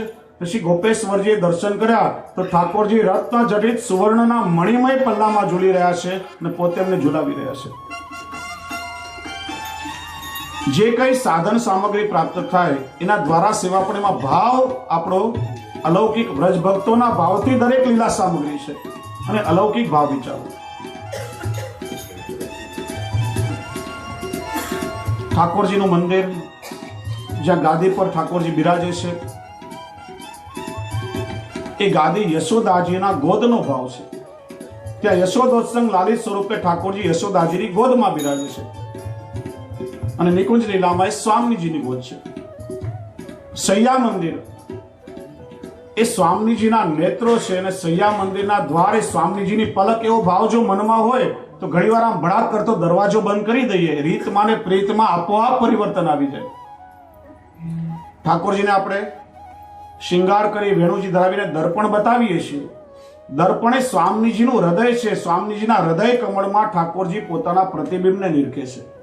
એટલા માટે પ્રભુને દર્પણ દેખાડીએ. જે સમયની સેવા પહોંચો એ લીલાનું ગુણગાન થતા સીધું એ લીલામાં આપણું ચિત્ત પરોવાઈ જતું હોય છે. તે રીતે સેવાનો ક્રમ શ્રી હરિરાયજી બતાવે છે. વધારે સમજ ના પડે તો એક સુંદર મજાનું કીર્તન છે, ધોળ છે, બધા વૈષ્ણવ સાથે મળીને ગાવાનું છે. રાધા તારા શ્યામને મનાવી લીધો રે. કયા સમયમાં પ્રભુને કેવા ભાવથી આપણે લાડ લડાવીએ. તે રીતે સેવા ભાવ પ્રધાન અને સ્નેહ પ્રધાન છે. શ્રી હરિરાય ચરણ આપણને સમજાવે છે. ઠાકોરજીની સેવાથી જ્યારે અનુસરનો સમય આવે, રાજભોગ સુધીની કે શેન સુધીની સેવા તમે પહોંચી, પછી શું કરવાનું? વૈષ્ણવે ટીવીની સિરિયલો જોવાની, ગપ્પા મારવાના, શું કરવાનું? જો વૈષ્ણવની દિનચર્યા કેવી હોવી જોઈએ, પળ પળનો આપણે સદુપયોગ ભગવત પ્રીત્યર્થ કેવી રીતે કરી શકીએ એનું નિરૂપણ શ્રી હરિરાય ચરણ કરે છે. અનવસરના સમયમાં વેણુ ગીત અને યુગલ ગીત દ્વારા વિપ્રયોગનો અનુભવ કરવો. ઠાકોરજીની સ્વરૂપની સેવા કરીએ એટલે શ્રી હરિરાયજી પ્રત્યક્ષ સેવા કહે છે, અને ભગવદ ગુણગાન દ્વારા જે લીલાનો અનુભવ કરીએ એને પરોક્ષ સેવા એવું શ્રી હરિરાય ચરણ આજ્ઞા કરે છે. સ્વરૂપ સેવાના સમયમાં સંયોગ સુખનો અનુભવ થાય છે, અને અનવસરના સમયમાં લીલા ગુણગાન દ્વારા વિપ્રયોગનો અનુભવ થાય છે. વિશિષ્ટ પ્રકારેણ યોગ. સંયોગમાં પોતાના સ્નેહી એની કેવલ એકમાં સામે જ પ્રતીતિ થાય, પણ વિપ્રયોગમાં તો ચારે તરફ પોતાના સ્નેહીની જ પ્રતીતિ થયા કરે છે. ઠાકોરજી વ્રજમાં લીલા કરી અને ગૌચારણ કરવા માટે જ્યારે વનમાં પધારે ત્યારે ગોપીઓ પોતાના નિજગૃહમાં બેસી અને વેણુ ગીત, યુગલ ગીત આદિ દ્વારા એ પ્રભુના સ્વરૂપ અને લીલાઓનું ચિંતન કરતી. જો પ્રભુની કૃપાથી આ ગોપીઓને બે પ્રકારની સિદ્ધિ મળી છે. એક છે દૂર શ્રવણ અને બીજું દૂર દર્શન. પ્રભુ વનમાં વેણુનાદ કરે તો એનું શ્રવણ ઘેર બેઠા ગોપીઓ કરી શકે. પ્રભુ જે વાર્તાલાપ ગોપ સખાઓ સાથે કરે એનું શ્રવણ કરી શકે. આ ટેલિફોન અને મોબાઈલ અને ટેલિવિઝનનું સંશોધન તો અત્યારે થયું છે. મેં કહ્યું ને, આ બધું પુરાતન કાળથી છે. મહાભારતનું યુદ્ધ આખું સંજયે લાઈવ ટેલિકાસ્ટ ધૃતરાષ્ટ્રે કહ્યું છે. ઋષિ વિજ્ઞાન છે. ગોપીઓ પણ વનમાં પ્રભુ જે લીલા કરી રહ્યા છે, વેણુનાદ કે જે વાર્તાલાપ કરી રહ્યા છે, ઘેર બેસી અને લીલાનો અનુભવ કરી રહી છે અને વિપ્રયોગનો અનુભવ કરી રહી છે. પ્રભુ આપના ચરણારવિંદ કેટલા કોમળ છે. વનમાં તો કાકરાઓ પણ હોય ને તીક્ષ્ણ કાંટાઓ પણ હશે. એકાદ કાકરો કે કાંટો જો આપના ચરણને વાગશે તો પ્રભુ આપને કેટલો પરિશ્રમ થશે. પ્રભુ ક્યારે ગૌચારણ કરીને પાછા પધારશો? ક્યારે આપના દર્શનનું સુખ અમને મળશે? ક્ષણ માત્ર પણ પ્રભુ વગર રહી શકાય નહીં. ગોપીઓ નિત્ય સિદ્ધા હતી. દરેક ગોપીઓને પોતાના નિજ ગ્રહમાં ઠાકોરજીની લીલાઓનો અનુભવ થતો. માખણ ચોરી આદિ લીલા માટે પ્રભુ નિત્ય એમના ઘરે પધારે. પ્રશ્ન થાય કે જે કૃષ્ણના દરબારમાં નંદાલયમાં 9 લાખ ગાયો બંધાય એને ગોપીઓના ઘરે માખણની ચોરી કરવા શા માટે જવું પડે? શ્રી મહાપ્રભુજી સુબોધનીજીમાં સમજાવે છે કે આ માખણ ચોરી લીલા એ તો ગોપીઓની ચિત્ત ચોરી લીલા છે. માખણ એ કોમળ મનનું પ્રતીક છે. દાન લીલા, માખણ ચોરી આદિ લીલા દ્વારા વ્રજ ભક્તોના ચિત્તનો નિરોધ ઠાકોરજીએ પોતાના સ્વરૂપમાં કર્યો છે. એ ગોપીઓ કૃષ્ણાકાર બની નિરંતર કૃષ્ણનો વિચાર, બીજો કોઈ વિચાર એમના મનમાં આવતો નથી. કનૈયો ક્યારે આવશે? બારણામાંથી આવશે કે બારીમાંથી કૂદીને આવશે કે ઘરમાં કઈ સંતાઈને બેઠો હશે? હમણાં આવશે, હમણાં મટકી ફોડી નાખશે, હમણાં માખણની ચોરી કરશે. પ્રભુ માખણ ચોરી લીલા દ્વારા ગોપીઓના કોમળ મનની ચોરી કરવા પધારે છે. એમના ચિત્તને પ્રભુએ ચોર્યું છે. પ્રશ્ન થાય, આપણે તો લૌકિક સંસારમાં છીએ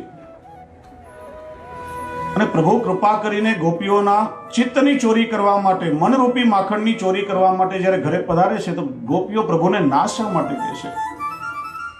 શ્રી મહાપ્રભુજી એનો પણ ઉત્તર આપે છે કે પરોક્ષમાં ગોપીઓ પ્રભુને વિનંતી કરે છે કે પ્રભુ અત્યારે અમારું આ મનરૂપી માખણ આપને લાયક નથી. કામ, ક્રોધ, લોભ આદિ અનેક દૂષણો એમાં રહેલા છે. આ મન આપને લાયક નથી એટલે એની ચોરી કરવા માટે ના પધારો. પ્રભુ કહે છે કે હે ગોપી, તારું મન શુદ્ધ થાય, મારા લાયક બને અને પછી હું એ મનરૂપી માખણની ચોરી કરવા તારા ઘરે આવું એ તો મર્યાદા છે, પણ તું જેવી છે, તારા મનમાં જેવું છે એવું હું તારો સ્વીકાર કરું, એ તો પુષ્ટિની વિલક્ષણતા છે. એટલે પ્રભુ ગોપીઓના મનરૂપી માખણની ચોરી કરે છે. શ્રી મહાપ્રભુજી